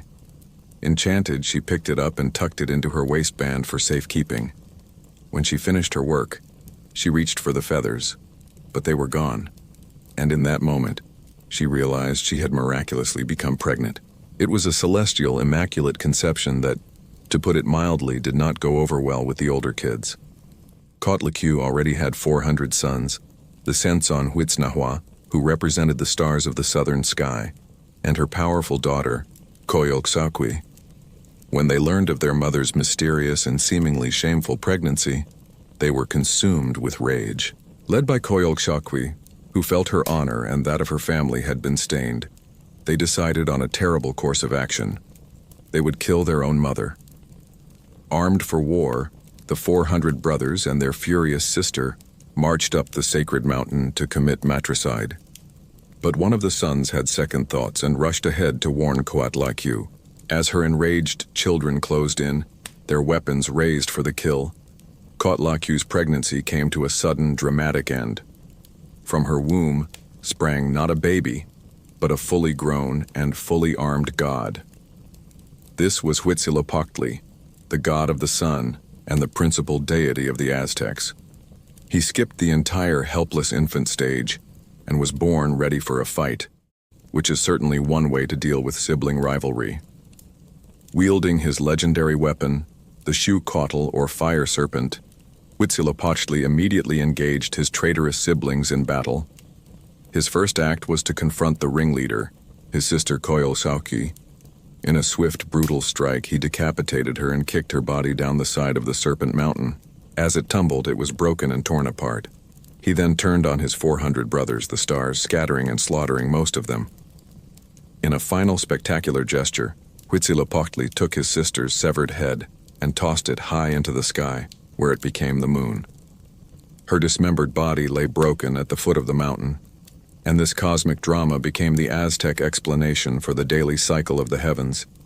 Every single dawn, the newly born sun, Huitzilopochtli, rises in triumph, vanquishing the moon and the stars of the night, reenacting the moment of his birth and his victory over his treacherous siblings. This was not just a story, it was a foundational belief, powerfully visualized in the heart of the Aztec capital Tenochtitlan. In 1978, electrical workers in Mexico City unearthed a monumental stone disc at the base of what was once the Templo Mayor, the city's main pyramid. The disc, nearly 11 feet in diameter, bears the carved image of Coyolxauhqui's dismembered body. Archaeologists and historians still debate the precise ritualistic meaning of the Coyolxauhqui stone, particularly whether it was solely a representation of the myth or also served as a tool for political propaganda. Its placement was brutally symbolic. At the bottom of the steps of the temple to Huitzilopochtli, where the bodies of sacrificed enemies would be thrown down, to land upon the image of the defeated moon goddess reenacting her fate. So the Aztec moon is a vanquished foe. She is a reminder of the sun's power and the fate of those who would stand against the Aztec order. Her story is one of terrible cosmic violence. Her presence in the sky is not a comfort but a warning. The number of her stellar brothers, the symbolic 400, wasn't literal, but a term for an uncountable multitude, emphasizing the scale of Huitzilopochtli's victory. As your mind reels from this epic bloody tale, you see the moon in yet another new light, not as a gentle face, but as a severed head forever pale in the sky, a trophy of the victorious sun. The brutal, bloody imagery of the Aztec cosmos begins to recede. The sound of war drums fades, replaced by the chirps, calls, and rustles of a dense and vibrant jungle. You travel south, into a world of towering limestone pyramids that pierce a thick canopy of green, their surfaces covered in intricate, mysterious carvings. We have left the militaristic empire of the Aztecs and entered the deeply intellectual and ancient world of the Maya. Here, the moon was not just a vanquished enemy in a daily war. It was a source of profound knowledge, a cosmic clock to be studied, measured, and understood with breathtaking precision. For the Maya, the moon was a key that could unlock the secrets of time itself. Their civilization was built on a sophisticated understanding of astronomy. Mayan priests and scribes were meticulous observers of the heavens, tracking the movements of the sun, the stars, and especially the moon, with a dedication that makes your daily horoscope look like a hastily written sticky note. They recorded their findings in beautiful screenfold books made of bark paper, known as codices. In the few that survive, like the famous Dresden Codex, we can see their genius. The codex contains incredibly accurate tables predicting the phases of the moon for hundreds of years, allowing them to calculate the dates of lunar eclipses with startling accuracy. But who was the moon? Unlike the singular dramatic figure of the Aztec Coyolxauhqui, the Mayan lunar deity was more complex. Epigraphers and Mayanists still debate the identity and gender of the primary classic Maya moon deity, as inscriptions refer to both male and female lunar gods, suggesting a complex, perhaps dualistic, understanding of the moon's nature. One of the most prominent figures is the goddess Awilix, a deity of the Quiche Maya. She was a goddess of the moon and the night, often associated with the jaguar, the powerful nocturnal predator of the jungle. She was a figure of mystery and power, a far cry from a dismembered head. While the Maya had many myths, their view of the moon is also beautifully captured in the heroic saga of the Popol Vuh, their sacred book of creation. It tells the story of the hero twins, Hunahpu and Xbalanque. After a series of incredible adventures, they descend into the underworld, Xibalba, to defeat the tyrannical lords of death in a series of cunning ball games and clever trials. It's a classic tale of defeating the lords of the underworld and getting the ultimate promotion to celestial body. After their final victory, the twins ascend to the heavens. Hunahpu becomes the sun, and his brother Xbalanque becomes the moon, forever following him across the sky. In this story, the moon is not a defeated foe, but a triumphant hero, one half of a divine pair that brought order and light to the world. And here is where we find a truly fascinating, quirky detail, a connection that spans oceans and cultures in a way that seems almost impossible. In Mayan art, their moon goddess is very often depicted as a beautiful young woman, sometimes a weaver, sitting on a crescent moon. And what is she holding in her lap? A rabbit. There, thousands of miles and a world of cultural difference away from China, Japan, and Korea, is the moon rabbit plain as day. It is one of history's greatest mythological coincidences, a stunning example of parallel thinking. Two completely separate civilizations looked up at the same pattern of dark smudges on the lunar surface, and both saw the distinct shape of a rabbit. It proves that put a bunny on it is an ancient cross-cultural design principle for making celestial bodies more relatable. So the Mayan relationship with the moon was one of duality. It was the heroic brother Xbalanque, a key figure in their creation story. It was the powerful goddess Awilix, a queen of the night. And it was, most of all, a subject of intense scientific inquiry. They saw the moon not just as a character, but as a mechanism, a gear in the great cosmic engine. Their calendar systems, like the famous long count, required a precise understanding of lunar cycles to function. The moon was a source of data, its rhythms a code that could be deciphered to understand the very nature of time and creation. As you feel the deep, dreamlike peace of the jungle settle around you, the sounds of howler monkeys echoing from the vine-choked temples, you see the moon one more time. It is a place of heroism, of divine feminine power, of scholarly pursuit, and, impossibly, of a familiar, long-eared friend. The Maya remind us that looking at the moon can be an act of storytelling, but it can also be an act of science, of finding order in the chaos of the night. The humid, tangled jungle of the Maya gives way to a thin, crisp, and almost impossibly clear air.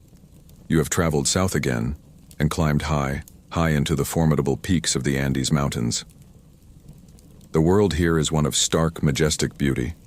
Terraced fields clinging to steep slopes, stone cities built with breathtaking precision, and a sky so dark and clear the stars seem close enough to touch.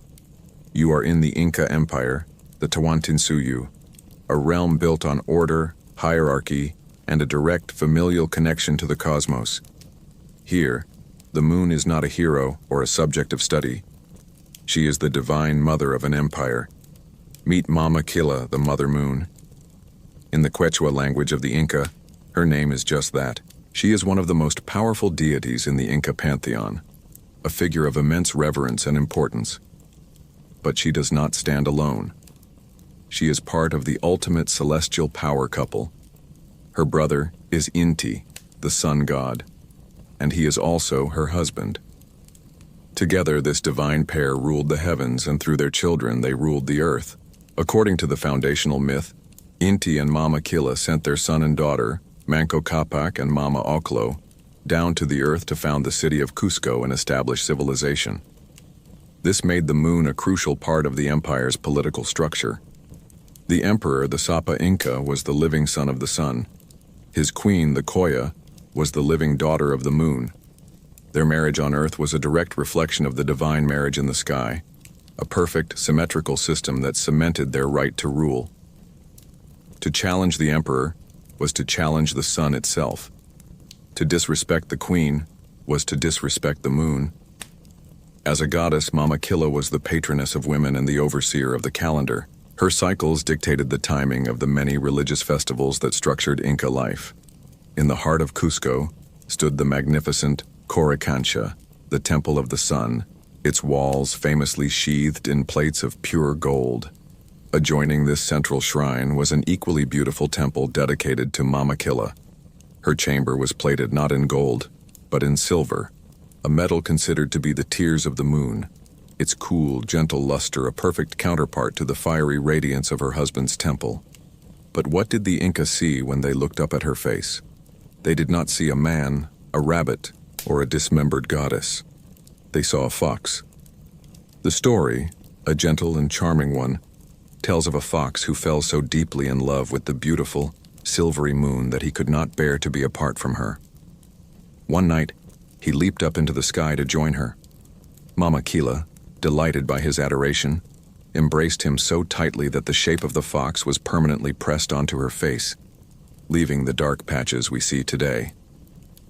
It ends a classic tale of a suitor coming on a little too strong and leaving a permanent mark. Even in this orderly cosmos, however, there was fear. A lunar eclipse was a terrifying event. The Inca believed that a great celestial predator, a massive jaguar or mountain lion from the spiritual world, was attacking Mama Kila, trying to devour her. The response was immediate and loud. People would gather outside, shaking their spears and weapons at the sky. They would make as much noise as possible, shouting and crying out to frighten the great cat, and in a quirky and specific ritual, they would beat their dogs. The idea was that the moon loved dogs, and by making them howl and cry, Mama Kila would be distracted from the attack, hear the pleas of her beloved pets, and be roused to fight back more fiercely. It was a strategy of recruiting the family pets into the neighborhood watch program against celestial jaguars.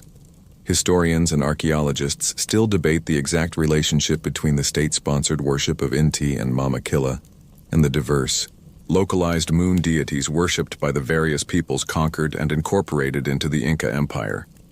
But for the ruling Inca, the moon was a divine ancestress, a symbol of order, and the consort of the sun. Her relationship with her brother-husband Inti stands in stark contrast to the dysfunctional pursuit of the Inuit siblings. Here, the celestial family is a model of harmonious if hierarchical power. As you take in the majestic silent peaks of the Andes, you can feel the deep sense of order the Inca projected onto the heavens. The moon is not just a light, but a queen, a mother, and a cornerstone of creation itself. The thin, cold air of the Andes thickens and warms, growing heavy with the accumulated heat of a long sun-baked day. The monumental stone cities of the Inca dissolve into a vast, flat, and seemingly endless landscape of sand and scrubby acacia trees. We have crossed another ocean, the Atlantic, and have arrived in southern Africa, in the immense quiet of the Kalahari Desert. We have come to a place where the stories feel as ancient as the rocks themselves, told by the Sand People, one of the oldest continuous cultures on the face of the earth.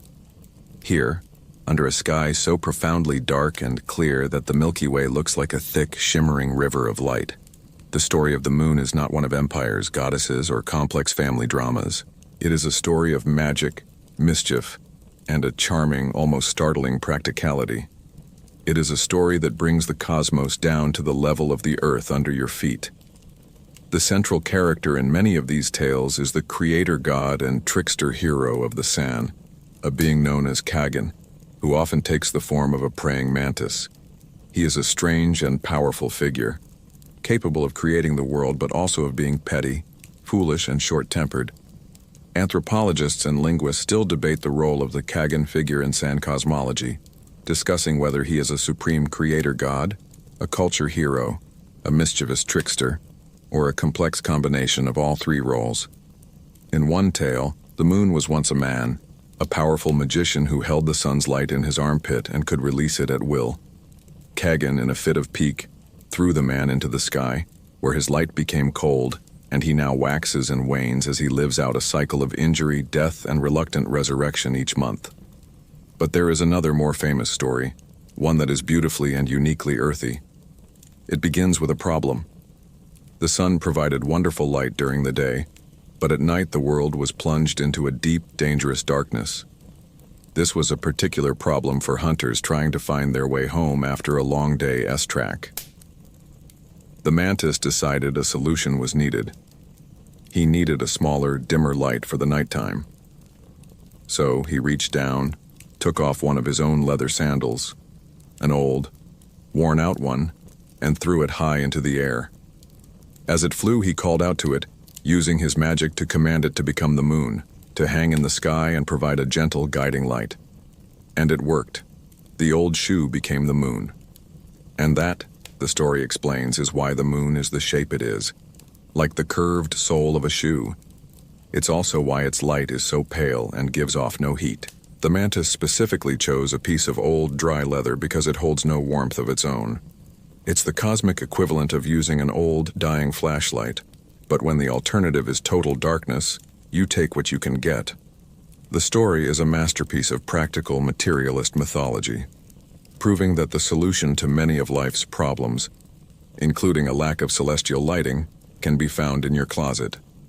This way of thinking is a world away from the gleaming silver temples of the Inca or the bloody pyramids of the Aztecs. There is no divine right of kings here, no epic war among the gods. There is just a clever, cantankerous trickster, a practical problem, and an ingenious, if humble, solution. The story reflects the worldview of a hunter-gatherer society, deeply in tune with the materials and realities of their immediate environment. Of course, the moon is made from a shoe. What else would it be made from? This intimate, ancient worldview is beautifully preserved in the rock art of the San and their ancestors, found in caves and on rock shelters across southern Africa. Some of these paintings are tens of thousands of years old, depicting a world of graceful animals and strange, otherworldly beings that are likely figures from their rich mythology. They are a silent testament to one of humanity's oldest continuous artistic and spiritual traditions. As you sit by a phantom campfire in the vast stillness of the Kalahari, the air cooling rapidly around you, you can almost feel the profound antiquity of this place. The moon above is not a queen or a prisoner. It is a piece of footwear, an invention, a tool. It is a testament to the idea that magic isn't always about grand gestures and cosmic battles. Sometimes it's about solving a problem with what you have on hand, even if it's just an old sandal and a bit of divine ingenuity. The dry, earthy scent of the Kalahari fades, carried away on a wind that now smells of fertile black soil, river water, and the faint, papery aroma of reeds. The vast, open desert sky is replaced by one framed by colossal sandstone columns and monumental statues of seated pharaohs. You are in ancient Egypt on the banks of the life-giving Nile, a civilization built on order, cycles, and a profound belief in the power of the written word. Here, the moon is not a throned sandal or a trickster god. It is a key component in the divine bureaucracy that runs the universe, and its primary administrator is the god of wisdom himself, Thoth. In the complex and ancient Egyptian pantheon, several gods were linked to the moon, including the youthful god Khonsu. But it is Thoth who holds the most fascinating and multifaceted lunar role. Depicted with the head of a sacred ibis, a bird whose long, gracefully curved beak perfectly mirrors the shape of the crescent moon, Thoth was the god of writing, knowledge, magic, and measurement. He was the ultimate celestial bureaucrat, in charge of cosmic timekeeping, divine legal disputes, and heavenly paperwork. He was the vizier of the gods, the one who kept the universe running on schedule. His connection to the moon was fundamental to this role. While the Egyptian civil calendar was a neat 365 days, it was the lunar calendar, governed by Thoth, that determined the correct timing for their all-important religious festivals and rituals. Thoth was the divine reckoner of time, the one who measured the months and recorded the years. The moon was his abacus in the sky. One of the central myths explaining his lunar authority is tied to the sun god, Ra. After the sun god grew old and weary of humanity's betrayals, he decided to retreat from the world. But he didn't want to leave the sky in total darkness at night, so he appointed Thoth as his regent, his replacement to rule the nocturnal sky. "You shall be in my place," Ra declared. "You shall be my substitute." Thoth became the lesser light, the lantern of the night, shining with a borrowed, silvery light to illuminate the darkness while the sun god was away. The moon, in this story, is the sun's trusted deputy, a symbol of delegated authority and serene wisdom. But Thoth was also a clever gambler. Another beautiful myth explains how the Egyptian calendar got its final 5 very important days. The original calendar was only 360 days long, and the sky goddess Nut was cursed by Ra, forbidden from giving birth on any day of this calendar. Thoth, ever the problem solver, devised a plan. He challenged the moon god, sometimes identified as Khonsu, to a game of Senet, a popular ancient Egyptian board game. The stakes were high, a fraction of the moon's own light. Thoth, being the god of wisdom, naturally won, and he kept winning, accumulating a total of 1/72 of the moon's light. It was a high-stakes game of celestial backgammon, where the prize was literally creating new days of the year.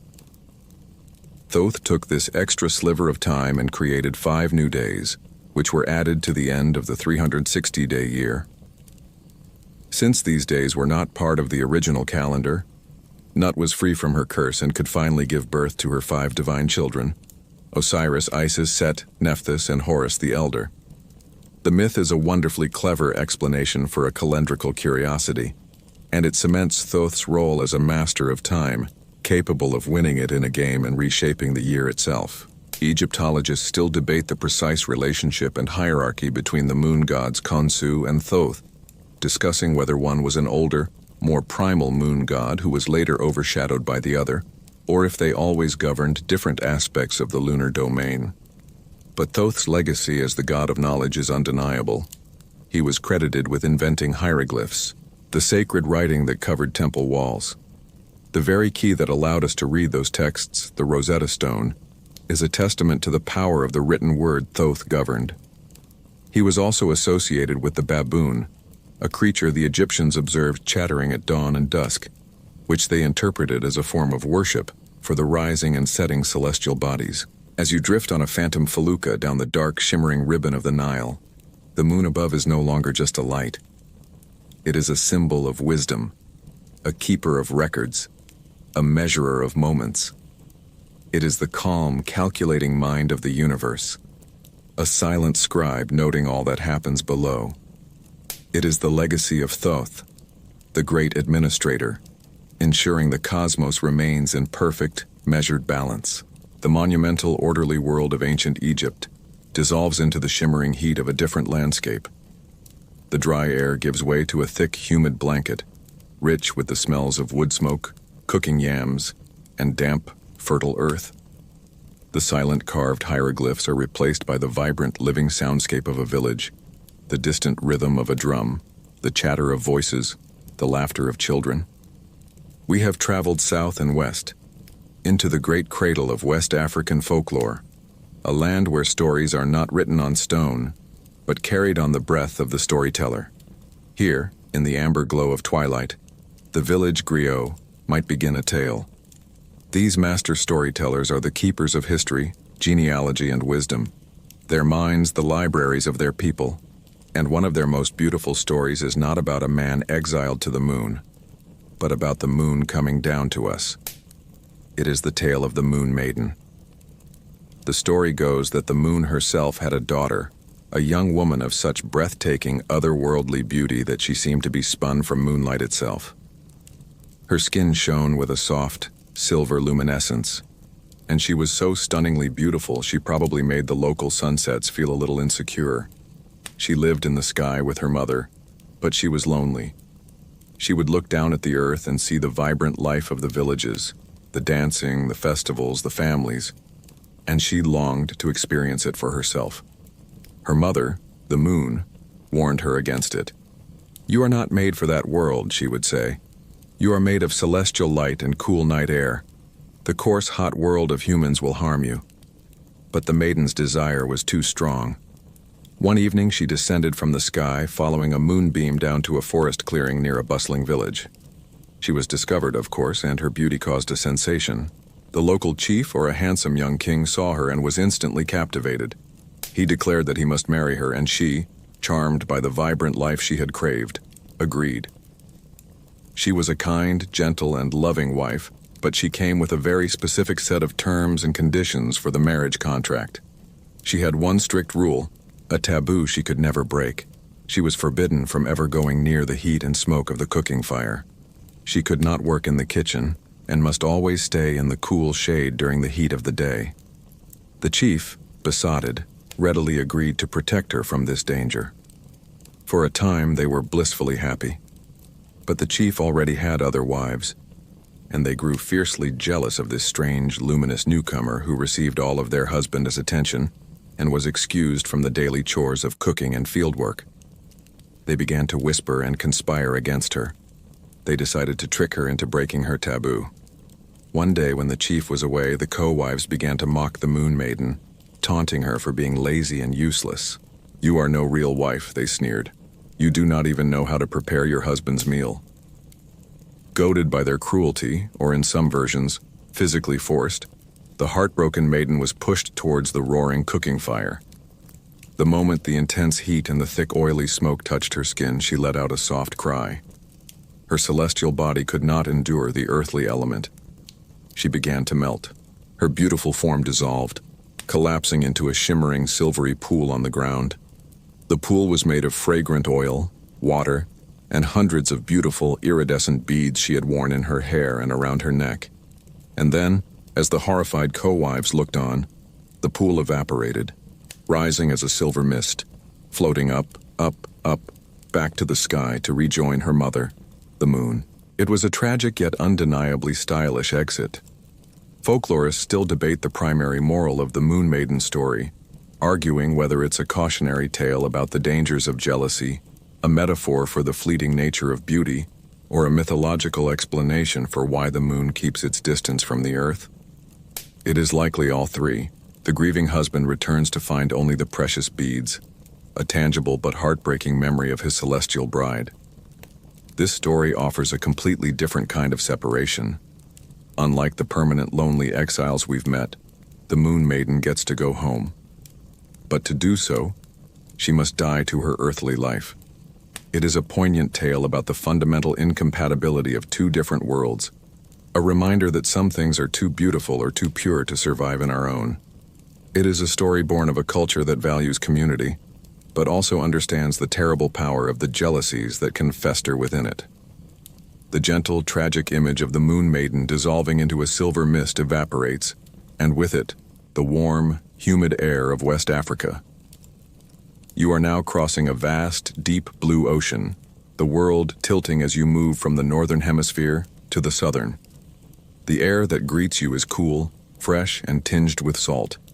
You have arrived in Aotearoa, the land of the long white cloud, New Zealand. Here, among the giant tree ferns and volcanic hills, the story of the person on the moon is not one of tragic fragility, but of fiery, defiant anger. Forget the gentle maiden, the lonely queen, or the diligent rabbit. It is time to meet Rona, and Rona was having a very bad night. In Maori tradition, the story begins with Rona, a mortal woman, heading out from her home one evening to collect water from a nearby stream. She carried her taha, traditional water containers made from hollowed-out gourds. The full moon, Marama, was high in the sky, bathing the path in a clear silver light, making her journey easy. But just as she was walking, a cloud drifted across the moon's face, suddenly plunging her into absolute darkness.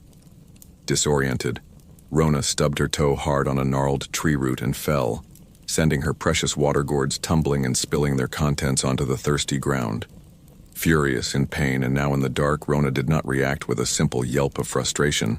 She got to her feet, shook her fist at the sky where the moon was hiding, and let loose a string of truly impressive curses.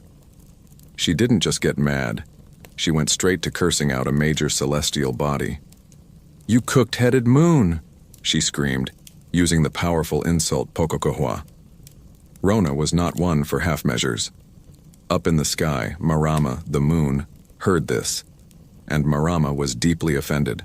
Linguists and mythographers still debate the precise translation and cultural weight of Rona's curse, discussing whether it was a common curse or a particularly blasphemous insult that violated a deep-seated cultural tapu, sacred prohibition, regarding the moon. Either way, it was a big mistake. The moon, a powerful and sensitive being, descended from the heavens, reaching down with a long arm of light to punish this insolent woman. But Rona was not a passive victim. As the moonbeam grabbed her, she fought back with all her might. She grabbed hold of a nearby Ngaio tree, wrapping her arms around its trunk, trying to anchor herself to the world of the living. She was not going to be abducted without a fight. The struggle was immense. Rona pulled and the moon pulled harder.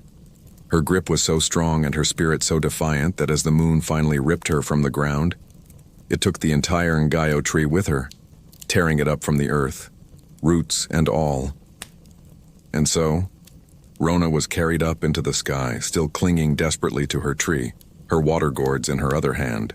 It's the most extreme case of being cancelled for a rude comment in mythological history, and she is there to this day. If you look up at the full moon, Maori tradition says you can still see her, the figure of a woman, the shape of the Ngaio tree she clings to, and the gourds she was trying to fill. Her story is a powerful cautionary tale about respect, similar to that of the Haida bucket carrier. Both were taken for a moment of disrespect towards the moon. But Rona's personality makes her story unique. She is not a hapless boy who grumbled. She is a fierce woman who lost her temper and fought back against a god. She embodies a spirit of defiance, even in the face of overwhelming power. The moon, Marama, was incredibly important to the Maori, and not just as a character in stories. Daily life was governed by the Maramataka, the intricate Maori lunar calendar. Each night of the moon's phase had its own name and its own influence on the world, on the tides, on fishing, on planting crops, like the vital kumara, or sweet potato. To curse the moon was to show contempt for the very rhythm of life itself. Rona ended up with a permanent front-row seat to the cosmos, all because she had a moment of unfiltered, relatable rage after tripping in the dark.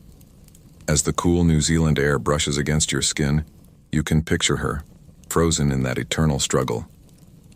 She is not a gentle, serene figure.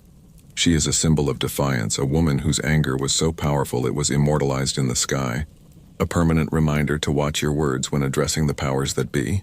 The image of the defiant Rona, frozen in her struggle against the moon, fades from view. The cool, salt-laced air of Aotearoa grows warmer, drier. You are crossing the Tasman Sea, arriving on a continent that feels immeasurably ancient, a vast expanse of sun-scorched earth and shimmering heat haze. You are in Australia, a land whose stories are not just from a time long past, but from an eternal, ever-present moment of creation known as the Dreaming. Here, in the ancestral lands of the Yolngu people of Arnhem Land, you will meet another man of the moon. His name is Ngalindi, and his story is a powerful, cyclical drama of domestic strife, death, and resurrection.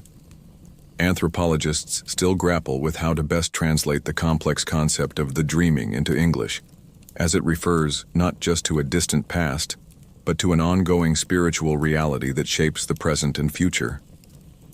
Ngalindi's story is not just something that happened once, it is something that is always happening.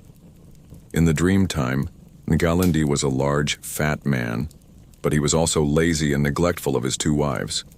He spent his days sleeping or pursuing his own pleasures, ignoring their needs. Finally, his wives grew tired of it.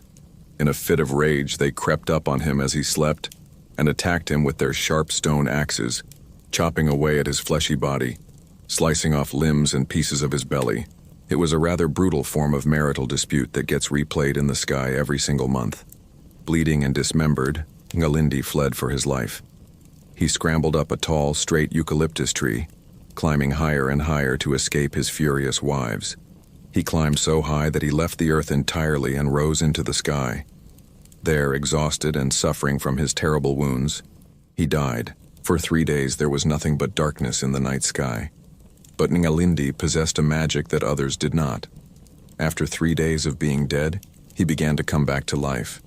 He slowly pieced himself back together, growing larger and fatter over the course of 2 weeks until he was once again a great, round, luminous being. This is the full moon. But his peace never lasts. Soon his wives appear in the sky and begin chopping at him again, and the cycle of waning, death, and waxing begins once more. The phases of the moon are the visible scars of this eternal domestic conflict. This myth provides a visceral, dramatic explanation for the lunar cycle. But there is a second, even more profound part to Ngalindi's story. When he first died and was resurrected, he made a decree. He declared that while he alone would have the power to return from death, all other creatures on Earth, humans, animals, plants, would die and stay dead.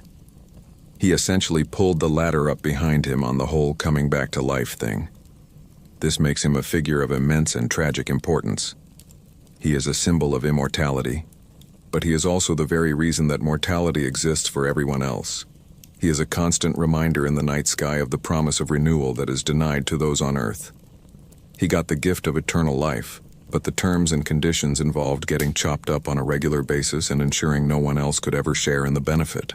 This cyclical story of violence and rebirth is a world away from the single, definitive dismemberment of the Aztec goddess Coyolxauhqui. Her fate was a linear event, a victory that established a new order. Galindi's fate is a process, a natural rhythm of the cosmos as inevitable and recurring as the tides. And for many coastal Aboriginal groups, that connection is very direct. The moon's fullness is seen as the force that fattens the shellfish and crabs, making them ready for harvest. Ngalindi's monthly recovery is what brings abundance to the sea. As you feel the ancient, dry heat of the outback radiating from the red earth, you look up at the moon with new eyes. It is not a gentle face or a whimsical creature. It is the body of a lazy, flawed man, a tragic ancestor forever living out his fate. His monthly journey a stark reminder of the cycles of life, the finality of death, and the brutal consequences of annoying your wives. The dry heat of the Australian continent gives way to the cool, rhythmic breathing of the open ocean. You leave the ancient land-based stories of the dreaming behind and are now adrift on the immense dark canvas of the Pacific.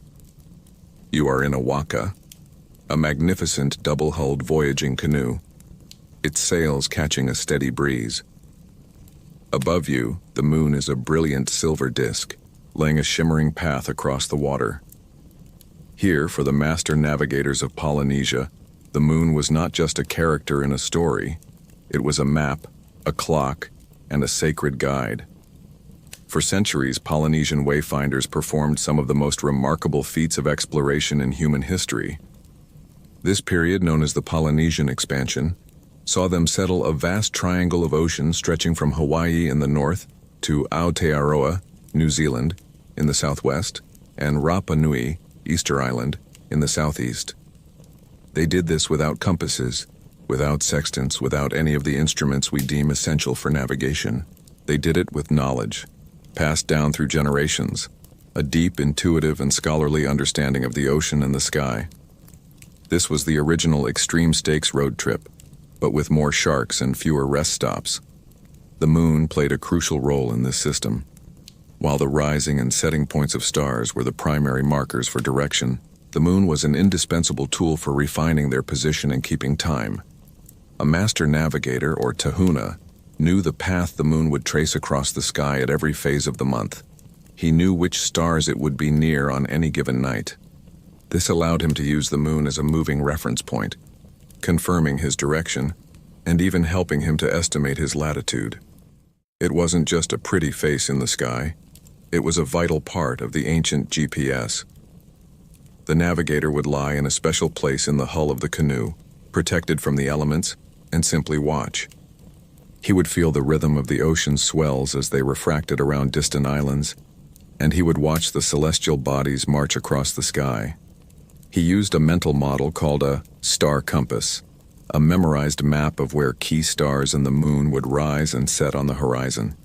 It was a celestial navigation system that ran on pure genius and never needed a software update. But the moon's importance was not purely mechanical. It was deeply spiritual. The moon was a living entity, a powerful force, or the manifestation of a god.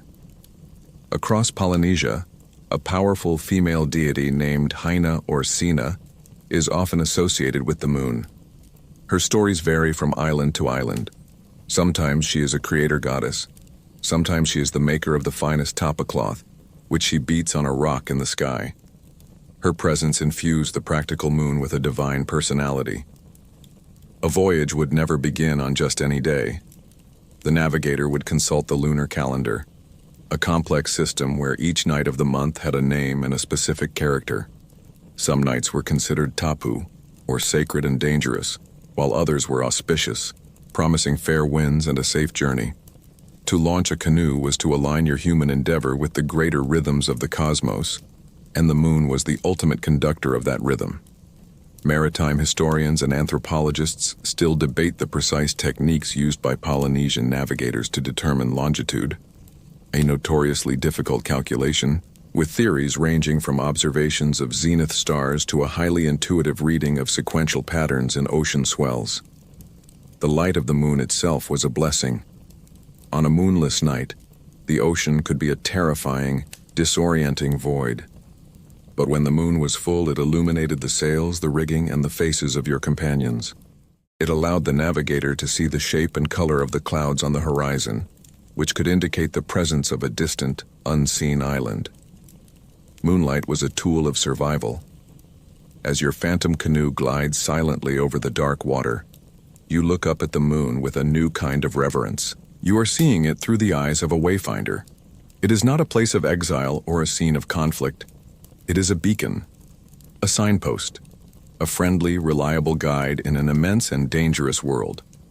It is a testament to human ingenuity, courage, and the profound ability to find a path through the unknown by carefully, respectfully reading the signs written in the sky. The gentle lapping of waves against the voyaging canoe recedes, and the vast Pacific horizon dissolves. You are left with the quiet hum of your own room, the soft weight of your blanket, and a single, lingering question that has followed us on our entire journey. From the Sabbath breaker in Germany to the jade rabbit in China, from the dismembered goddess of the Aztecs to the defiant woman in New Zealand, we have met so many faces in the moon. But why do we see a face at all? For this, our journey takes its final turn, away from the realm of folklore and into the quiet, fascinating landscape of your own mind. There is a word for this phenomenon, this human tendency to see familiar patterns in random data: pareidolia. It is why you see a smiling face in the arrangement of two windows and a door on a house, or a dragon in the shape of a passing cloud, or a religious figure on a piece of burnt toast. It is a fundamental quirk of our neurology, a ghost in our cognitive machine. And it's there for a very good reason: survival. Your brain is a pattern recognition engine of immense power, and it is obsessively, specifically tuned to recognize faces. For our earliest ancestors, the ability to instantly spot a face in a cluttered, camouflaged environment, to distinguish a predator hiding in the leaves or a rival human peering over a rock, was a matter of life and death.